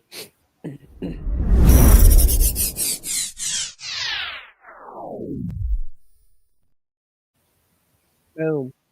Great bumpers, by the way, Ms. What the Fuck. Bloody claps in the chat for Ms. What the Fuck and her just inherently natural skill at video making, right? What a legend. So give us some best mods, best chat, best everything, Ms. What the Fuck. Best skills. Yes, claps. Great bumpers. Now, shall we pull up this first one, Ms. What the Fuck? Because I'm gonna have a little rant. Misogyny isn't dead. Let's just say that. And case in point, this. So I commented on a random tweet, nothing to do with anything in particular. Can you please go to the post itself, Ms. What the Fuck, for a second, just so we can see what the point is. I can't read it, but it was something about why do very attractive women struggle. Sidebar, it wasn't the very attractive women thing. It was just walk and talk. Why do attractive women struggle with low self-esteem, especially the ones who are very educated? And I'm like, well, I'll comment on that because, why not? So my reply was, here, misogyny. Since time began, thank you, that's much better for my eyes. Since time began, misogyny has set out to ensure this. Now, the original tweet has 4.7 million impressions and 52,000 likes, 4,000 retweets, and 930 comments. So I got 200, at this point, I still have people liking it, 296 likes on my comment.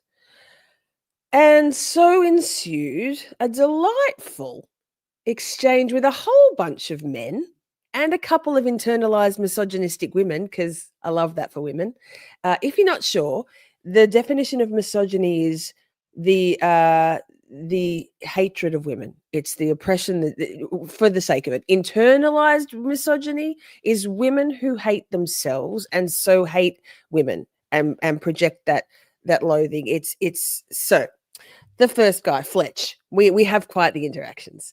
Fletch says, horse shit. And I said, oh, look, another man being a man. And then Fletch says, you think this is 50 years ago? Oh, wait, I think I'm not real good at threads on Twitter, honestly. You think this is 50 years ago and you can just fucking act like an asshole like this and get away with it. Not anymore. It was always bullshit, high misogyny. And now it's bullshit you can't get away with. And I said, big mad, Fletch? And Fletch goes, not at all. Just fed up with bullshit and not putting up with it. I am far from the only one. Read the room. And I said, well, at this point it was 250 likes on my original comment. Reading. Tick. It was a busy thread with 2.1 million views. Your numbers aren't shit. Ain't shit. Poor Fletch. I said, why so mad, Fletch? I mean, otherwise you seem delightful. Wink face.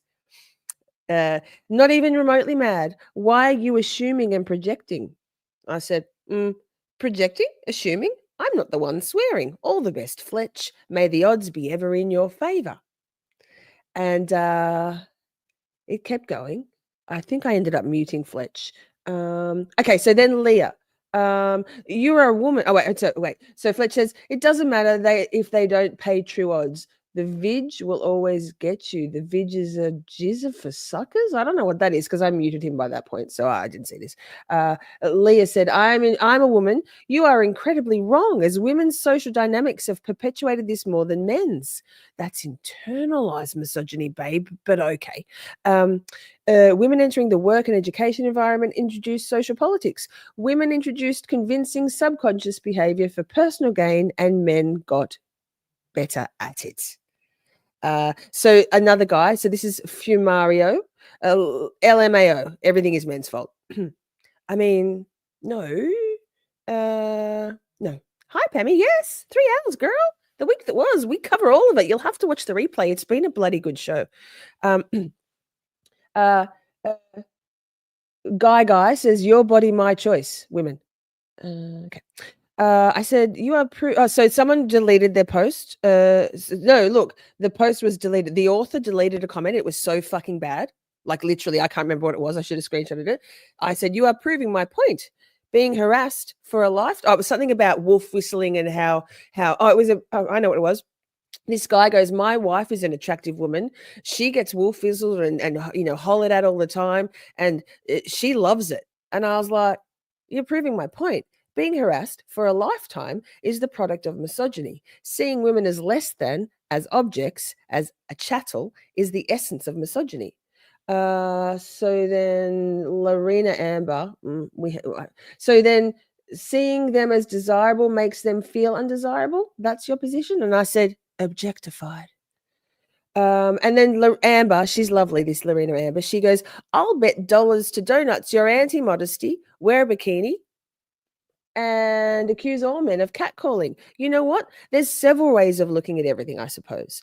And I said, how about that internalized misogyny, though? Women like you are part of the problem. Kiss. And she said, nah. I've launched Well-Adjusted Girls and I'm in the process of another, and not one of them is afraid of the male boogeyman. Guess none of her daughters or her has ever been raped. Just saying. Or harassed endlessly. Just saying. Sorry, trigger warning, but I'm worked up. They know whose they are, and we dress and act the part, which leads to confidence, softness, femininity, grace, and the ability to love without a jaded heart. 10/10, highly recommend. Love face. I hope that you can learn that. It's life-changing. So I said, I'm wondering how you know who I am, what I am. Interesting, because spoiler alert, you don't. I feel for you being so aggressively on the offense. I'm thrilled that you've raised well-adjusted daughters. Same, girl. I said, same. Girl, you don't know me, so hush now. And Amber, Lorena Amber, said, I didn't say I knew you. I'm basing my statements on your ex posts and your latent and rampant feministic misandry. It's not just this point. Maybe you're a whole another person in real life, but that's not what you're projecting. And again, I hope you learn whose you are so you can stop being so hypercritical of men and defensive of perceived sights to women. Okay. I guess I left the conversation. Yes, because women are too weak to fend for themselves. So that's a problem. That's a problem for me because I just wrote a comment of how I was feeling and a response to something, and I was quite interested to see all the pile-on, particularly from the women. Like, with respect, men on Twitter in particular. I kind of wasn't surprised. I was like, oh, here we go. Like, oh, let's fucking go. Lol. Like, lol. Right, Akasha? She's projecting some shit. So I'm just going to say that also note how I handled those interactions. I just stayed kind of like, killing with kindness. In the end, I just muted Fletch because, God, okay. I had to Google misandry. I'm not going to lie. I was like, oh, okay. I was like, yeah, I guess probably based on a lifetime of experience, I'm not necessarily the biggest fan of men, and you all are proving my point. So, why do people waste their time? I don't know. I was like, I don't have time for this shit, man. I just dropped a comment. I didn't expect a full-blown thread.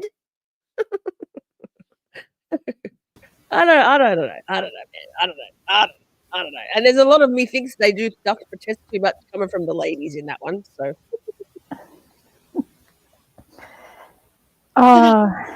Thanks for coming to my TED Talk. Welcome. You're welcome. These are the things when I wake up in the morning at 3 o'clock or 3:30, 4 o'clock in the morning, and I pull my phone and I'm like, oh, for fuck's sake, what are you all doing in America? Why do I have to combat this shit? But let me just have a little chat with you all.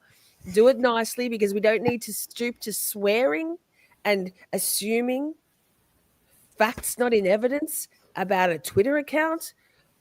I felt like saying, well, I mean, a 4-inch cleavage maybe bikini. Yeah, of course. I used to own, I still do own, scores of pairs of bikinis. I wouldn't dare risk anybody's retinas by wearing them these days. But, I'm not anti-modesty. I've got a blouse on. Yeah, it's unbuttoned. That's okay. So that.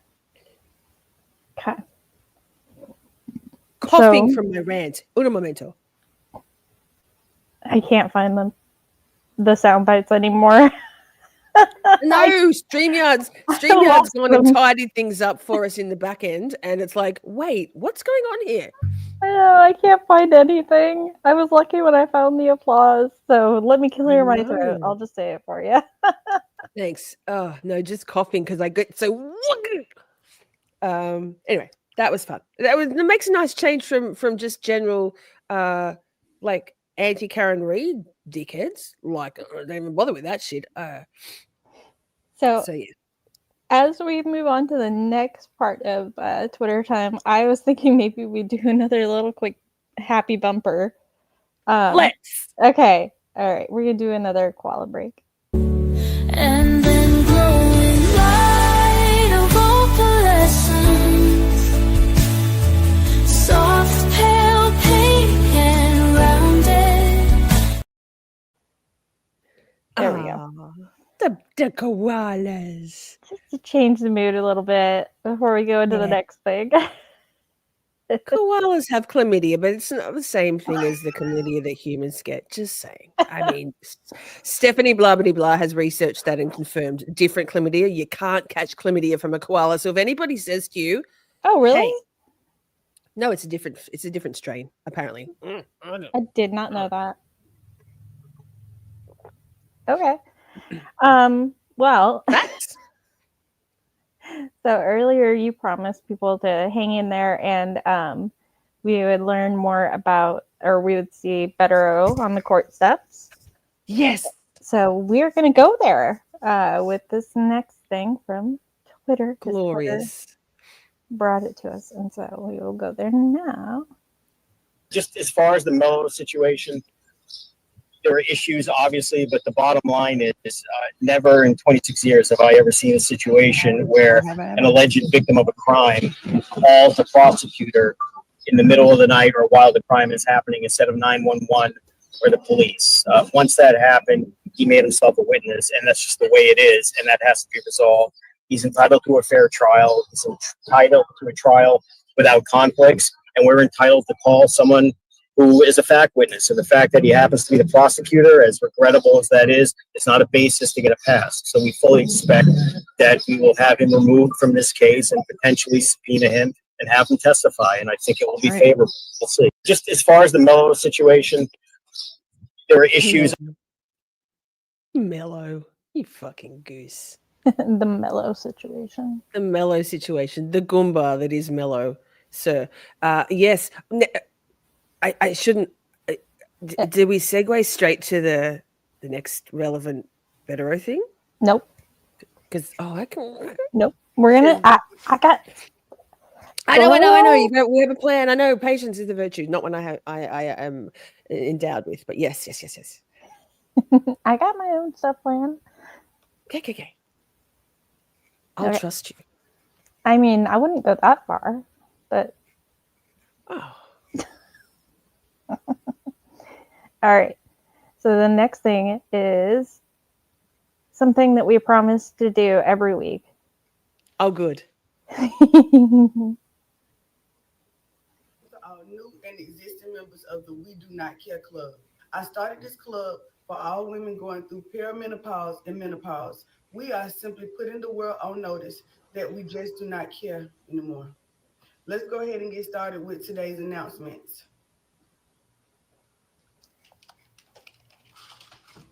We do not care with heels. We are not risking a hip fracture. Sound is low. Do not care about summer bodies. It's as loud as it goes. Getting the same body as every other season. We do not care how long it's been since we pulled out the stove and refrigerator to clean behind them. We do not use behind them. We do not care if you want us to go somewhere last minute. Once the bra comes off, forget about it. Facts. We do not care that we are out of basic food supplies like milk, sugar, butter, and bread. Everybody else in this house drove past the same store. Don't ask us why we didn't get it. Ask yourself, why didn't you get it?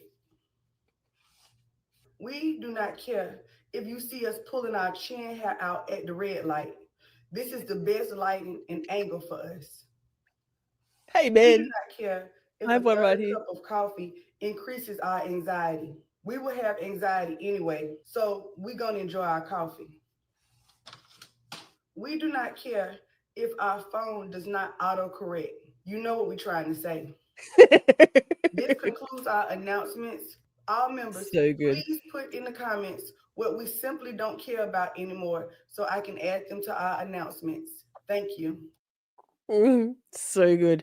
So her account on TikTok is called Just Being Melani, Melani. I think Jeannie typed it before.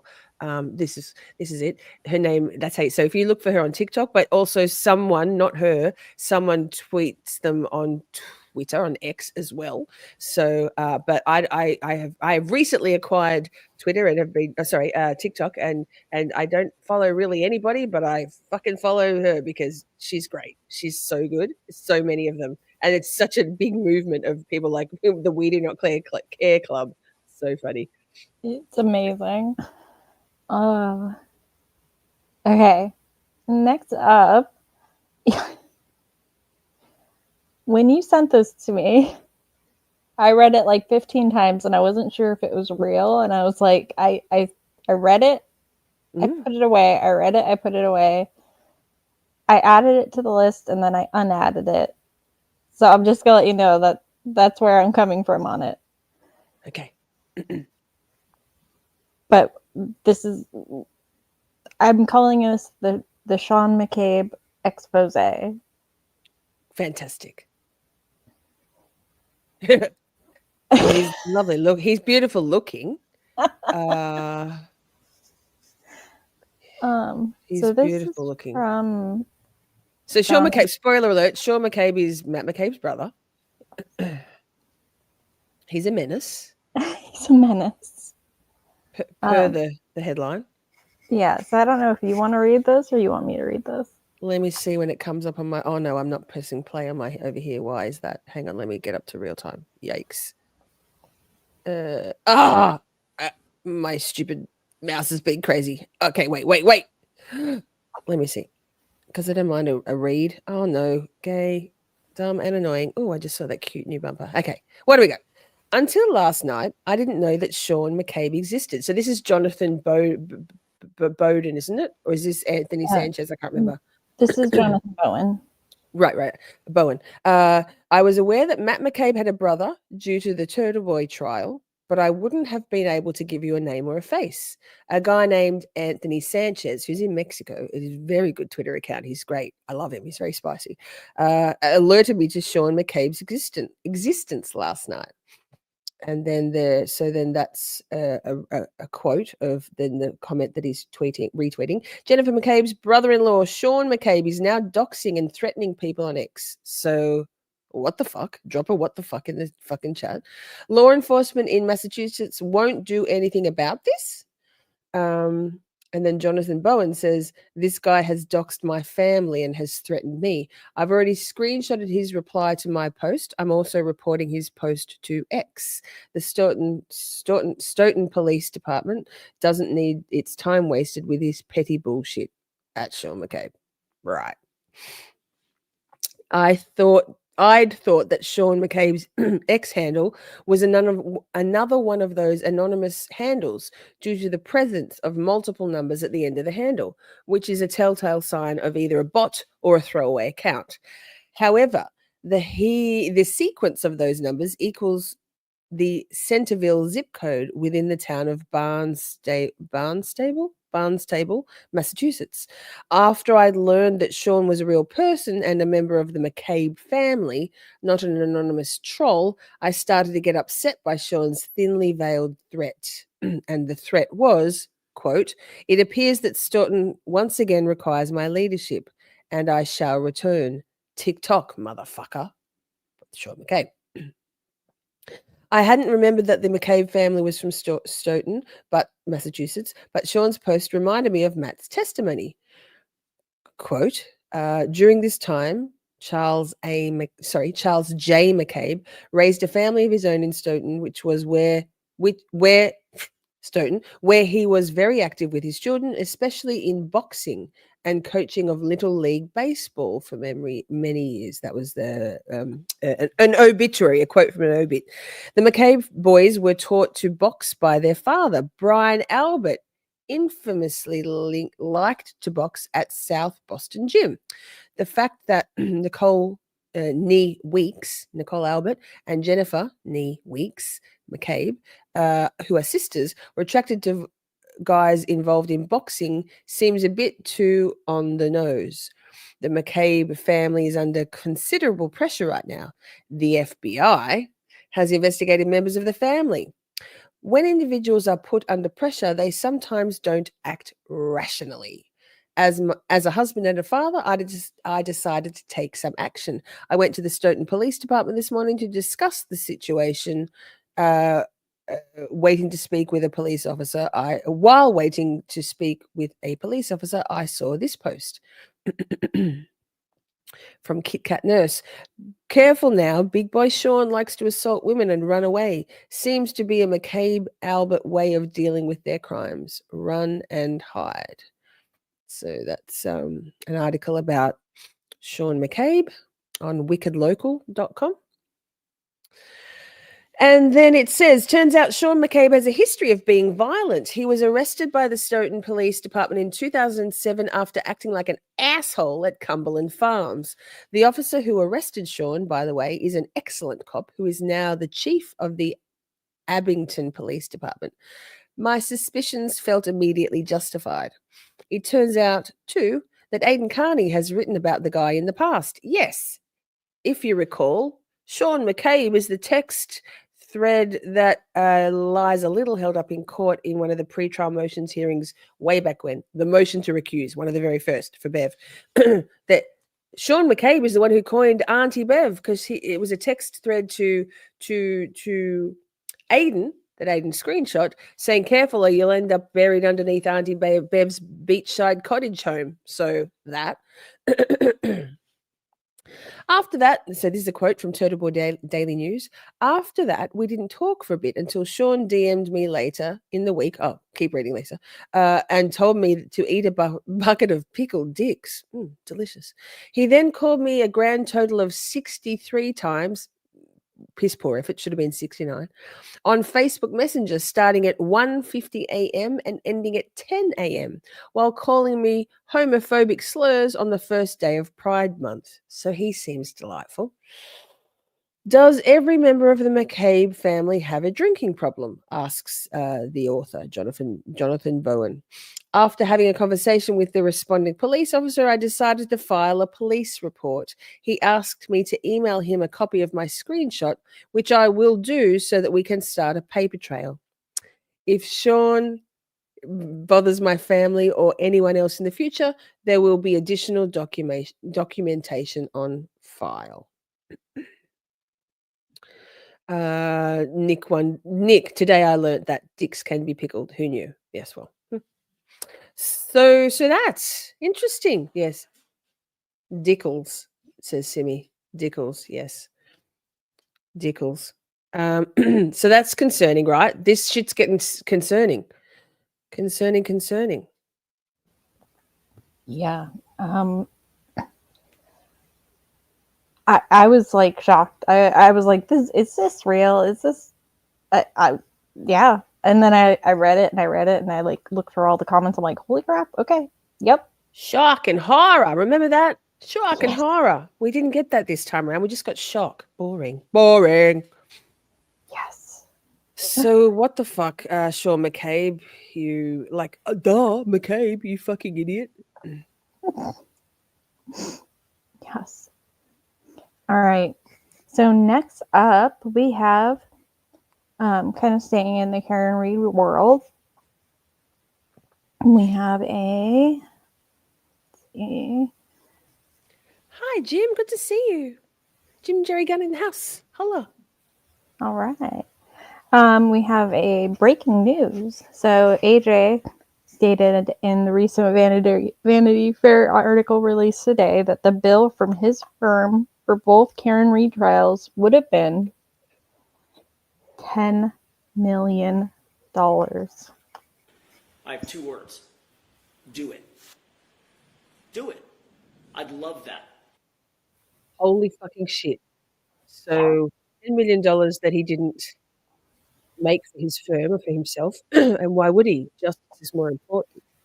There's also sidebar. I think when and if that Bohm case that AJ is now defending goes to trial, we'll do some. We'll cover that either here or in its own stream because that's very interesting. Yes. What do we got? Okay. So, yes. Oh, sorry. No, don't apologize. Okay. So the next one in the same kind of realm is that Christina Rex posted that they received a response to the public records request, or WBZ did, that revealed that from November 2024 to June 8th of 2025, Hank Brennan was paid $566,000 for his work on the Karen Reed retrial. I hate that man. I truly hate him.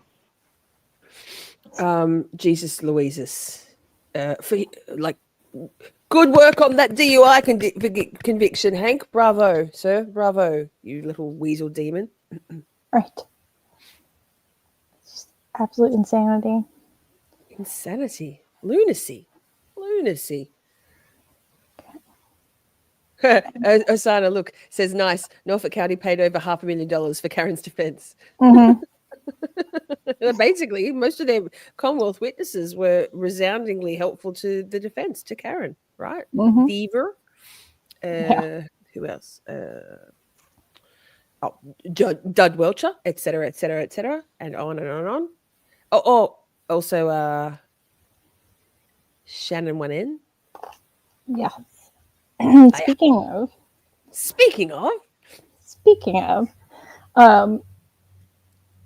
here we'll go here where Aiden made a lovely list.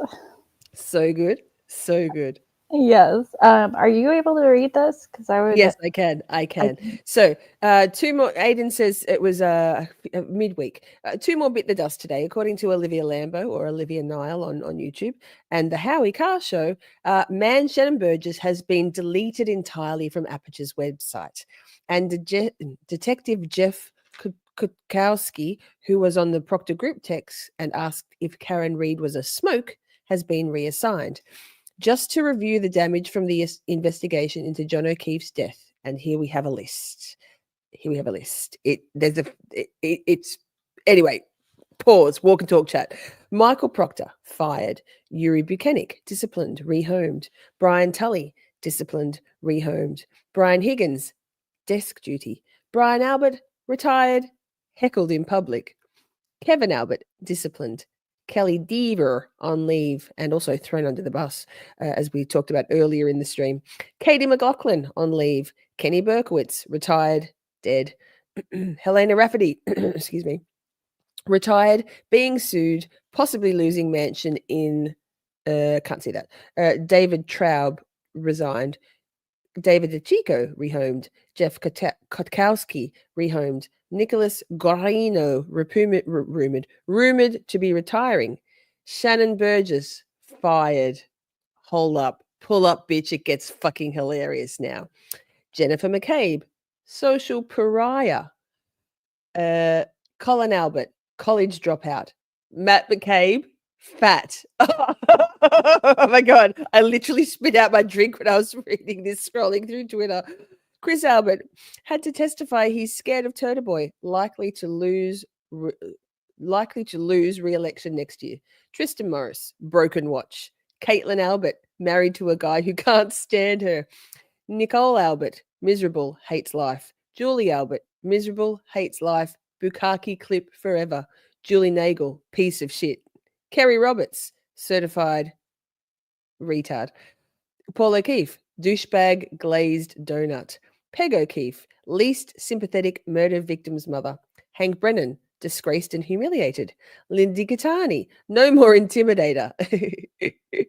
Exposed as a psychopath. Lost order, lost trial, lost apartment, charges in Attleboro.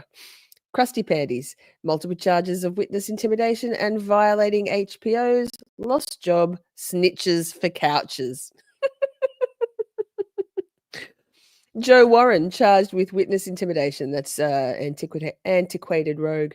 John Connolly, lost in landslide election. Tom Theodore, last place in election. Karen Reed, movie deal, destined to be rich. Turtle Boy, movie deal, book deal, documentary deal, upper middle class status achieved, news stylist, Lexus driver. Oh, I love him. That leaves 3 people who are due to get their karma. Number 1, John Fanning. Number 2, Meatball Morrissey. Number 3, Judd Welcher. Bravo, Aiden. Great tweet. Fantastic. So that the Matt McCabe fat one, like I lost my mind. So funny because it was kind of serious, like rehomed, retired, etc. And then fat. No fat shaming, but Matt McCabe shaming for sure. So these are the things you miss if you're not on Twitter, to be honest. I know Aiden does screenshot them and puts them as posts on YouTube and also on Facey, whenever he does got a Facebook thing. Oh, yeah, good remembering to it, Princey. There's our Twitter emote. Yay. Thanks, Princey. I forgot about that. New emotes in the chat for members. All right. Sorry. No, don't apologize. I feel it in my bones, in my throat.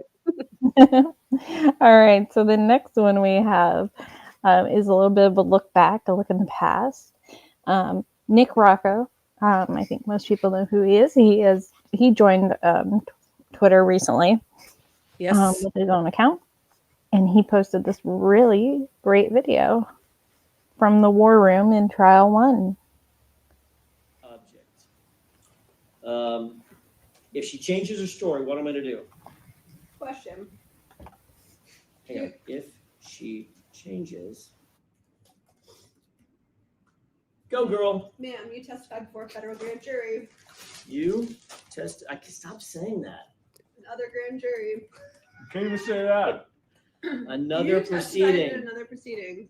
But now you can't even say that Lally wasn't there. He's objecting to that. Yeah. Oh, he is? Object. They're so cute. Oh, I love them. And we do still have the big Yannetti energy emote in chat. We dropped all the other ones for we only had certain room, but that one's still there because it's like Ms. What the Fuck said. Big Yannetti energy is a whole vibe. It's worldwide. It doesn't just have to be about Yannetti. Anybody can have big Yannetti energy. So Exactly. Okay, so we still have a bunch more stuff. And some of it is still Karen Reed related. Some of it is also other police related. But we also have one that is police related, but it is not about bad police. It's about a good police officer doing something amazing. So we're going to check that out. It's a little bit different.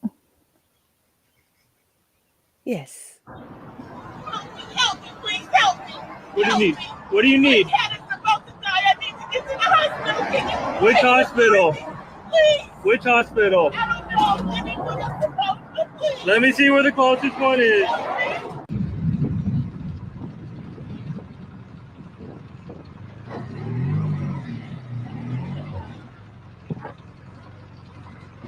We're right on the over there.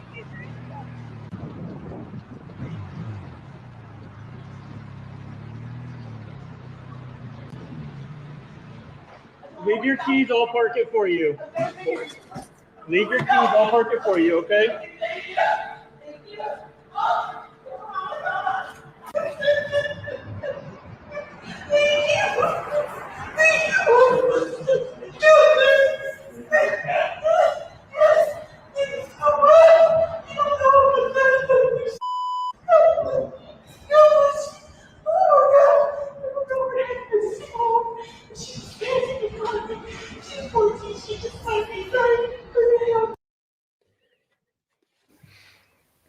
So he saved it. Not all cops are douchebags. In fact, very few of them are horrible people. So it's nice to hear a nice feel-good story, right? Yeah. And Micah says, I'm not crying, you're crying. And I absolutely was crying when I found that. And I sent it to Lisa. I was like, Lisa, I don't want to keep adding, but I just cried watching this.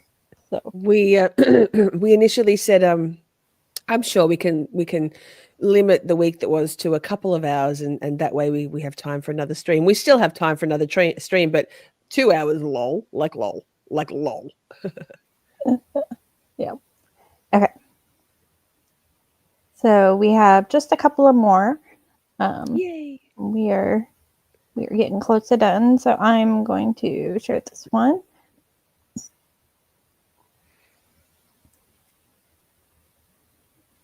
Oh, okay. So let me just give this a little bit of a lead up. Bederow on Twitter, Mr. Bederow, is fantastic. He shoots down trolls kindly and intellectually. He calls out bullshit. He's rather verbose, which means he usually uses a lot of words. And I love that because same. Then I saw this tweet that this chick has a TikTok commenting on, and it was just this picture, right? So this is her reacting to it, and I think, and if you read the thread of the actual tweet, everyone's like, "What?" So let's play it and have a listen.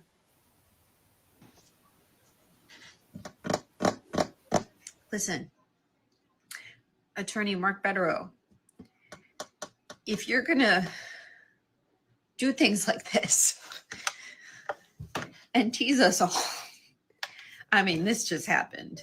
minutes ago, because right now it's 11:13 a.m. on July 10th. And you posted this at 10:54 a.m. after I just told this nice woman that it would be approximately 1 week for your Bederow letters to come out. The nuclear Bederow letter. And you're going to just cryptically post this spotlight with nothing else? I mean, what are you trying to say? What are you trying to say? When are you saying it?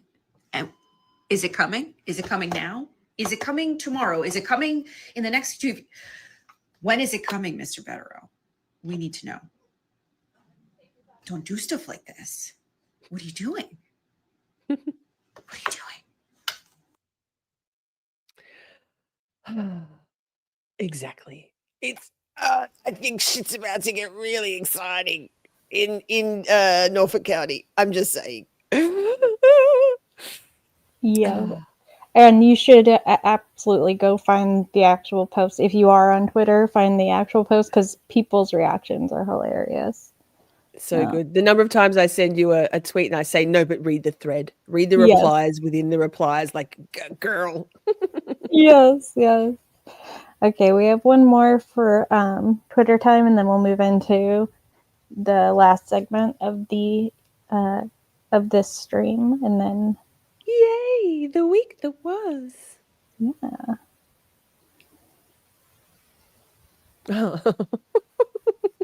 This cat beats his neighbor every day, and no one knows why. Not for food, not for love, not even for territory. Just shows up at the window and smacks the guy, then leaves. It all started when this furry little menace randomly appeared at the window next door. The owner thought, aw, a stray cat, and kindly offered him some food. Big mistake, because from that moment on, the cat returned every single day, but not for a snack. Nope. He doesn't want to come inside, doesn't want to be petted. He just shows up, slaps the guy through the glass, and leaves. Like it's a job. Clock in, slap, clock out. This cat has a new daily ritual. Wake up, stretch, beat the neighbor, go about his day. Because for reasons we may never understand, this cat just enjoys beating him. This cat beats his neighbor every day, and no one knows why. Oh, cats are assholes, or it can be assholes. Orange cats especially are known for their quirks. I love it. Amazing. So good. Amazing. Okay, so we are going to go to what the fuck news. Before we do that, we have a bumper. So I'm going to get that ready in just 2 seconds. Let me go. Ms. What the fuck bumper. It's like the inception of what the fuck. What the fuck? Yeah, everybody put the what the fuck emote in the chat while we do that. Yes. What the fuck is wrong with you? A hard no, it's game over. Great. Love it. Good song too. So, chat, welcome to the news of the week that made us say, what the fuck? Like, what the fuck? Let's do it, Ms. What the fuck?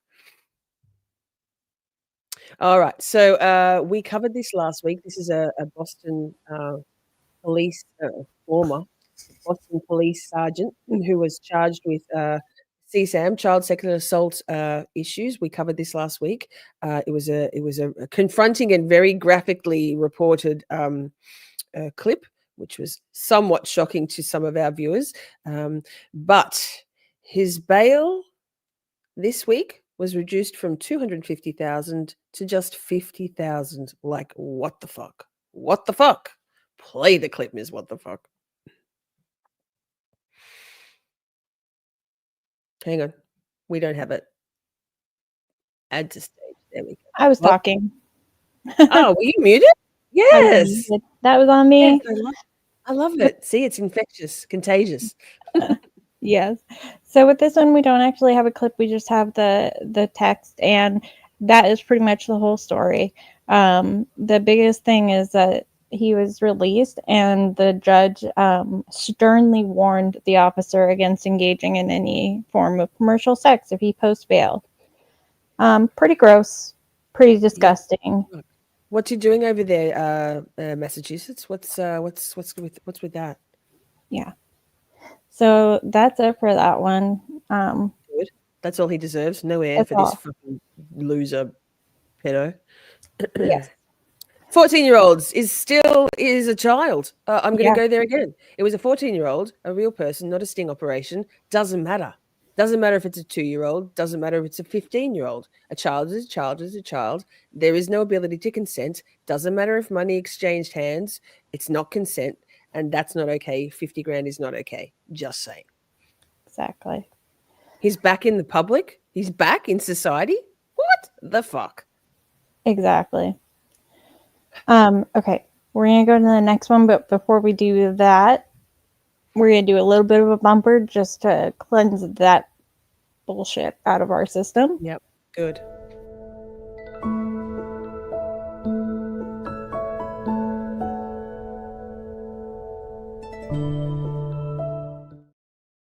Oh, baby Buzzy. He's just as much of a little sookie boy now that he's a big boy.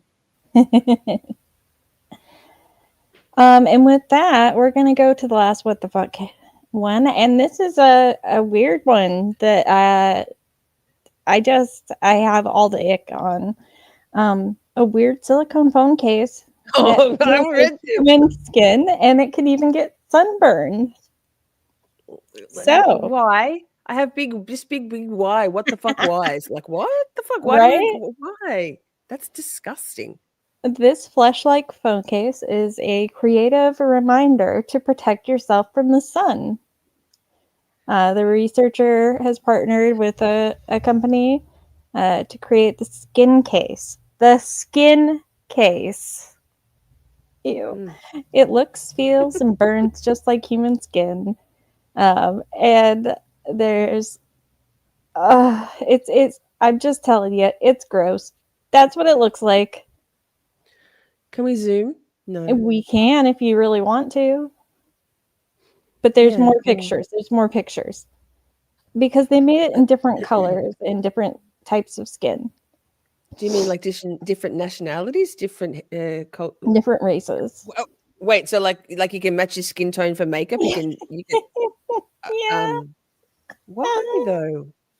Well, listen to this, okay? Back in 2019, when he introduced the tech to the world, he told new scientists that he simply wanted to pinch his phone. So he created a mobile accessory that could feel human touch and even reciprocate the sensation as a means of comfort. Color said, you know what he's doing with those cases. Ew. Ew. Forrest Nelson is with me. Why though? Like, why? No kink shaming, but that's fucking weird. What the fuck? Each skin tone takes on a unique hue and exposed to UV rays. I'm sorry, y'all. This is just so weird. But Micah hey, might be onto something. He's creating a sex doll. This is just his way to. It's like on Facebook Marketplace when people are selling mirrors, and in the mirror they include a picture of their crotch, and they're actually not selling mirrors; they're selling services. Feels like a cover. yes. All right, so that was Oh my goodness! Oh my goodness! my addition to what the fuck news there. Prize winning, award-winning journalism, right there. What the fuck? You're onto something. Thanks. I worked really hard on that. And before we close out, there was a request for one more thing, and so I wanted to play one more thing before we close out. So I'm just pulling. Yeah, I'm just gonna pull it on the right screen and do this and do this. And so this will kind of get us all. There we go. No, all good. Piglet.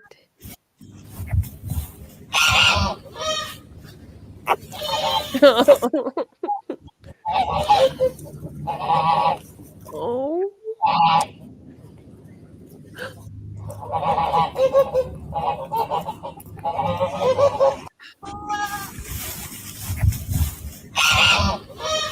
I love it.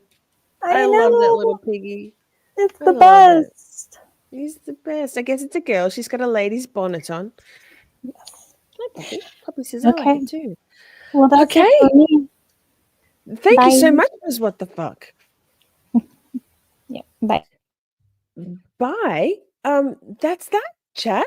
That's that. The week that was. What do you think? Pretty good. We covered a lot. Thank you so much, everybody, for being here. We are still at 300 concurrent viewers on Twitter and YouTube. So I guess you're enjoying the format. Wow, it was quite a week. It was quite a week. So I'm going to say we're done with the week that was. Psychology Corner's up next. It's a different stream. We have a portal, a redirect set up, so you don't need to go anywhere. We're going to be talking about watching a Lisa Billieux episode with April Mason, how to become unfuckwithable. It's relevant for everybody. It was great. Thank you so much. Can everybody give Ms. What the Fuck a huge round of applause? We work together. I send Ms. What the Fuck a lot of links. We have ideas. We have creative brainstorming. The mods, we all brainstorm shit. And so we're cultivating and curating a really fulsome week that was with all the stuff, good, bad, ugly, funny, what the fuck. so that thank you to the moderators, my beautiful moderators. Thank you, Shorties. Tomorrow night at 5:30 Eastern, give or take, 7:30 a.m. Melbourne time, we'll be covering day 2 of the Maxwell Anderson trial. Which was just about a month ago. If remembering and showing our respect to Sade Robertson, his 19-year-old victim, who he murdered and, trigger warning, dismembered and dispersed her body parts around Milwaukee. So that's tomorrow night. But we still have another stream to go. Camp Shorty is boosh on huge. It will be also always on Twitter. So thank you so much for being here on Twitter, you Twitterites, you ex-folk. Love it. Love it. So that, thank you, Miss What the Fuck. Thank you, Shorties. Let's go out with Chat is Bay. Don't forget to leave a comment after the stream. Share it out if you liked it. Hit the like if you haven't already. And I will see you all in a minute. Fill your drink up, go to the bathroom, roll one, smoke one, whatever. And I will see you in a tick. Mwah. I love you all so very much. We had a blast just chatting and stuff.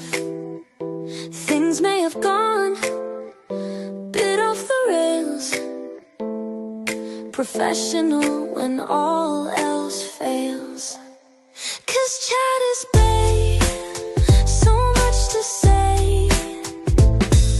Emotes and all the caps out. May have been cheese, bit faster please. The time has come, Camp Shorty out. We're skating through all the tough things, learning about this and that, defense motions, prosecution, and narcissistic twats. 'Cause chat is babe, so much to say. Emotes and all the all caps out. May have been cheese, bit faster please. The time has come, Camp Shorty out. Community, just you and me. Occasionally Buster and Poppy. It's a whole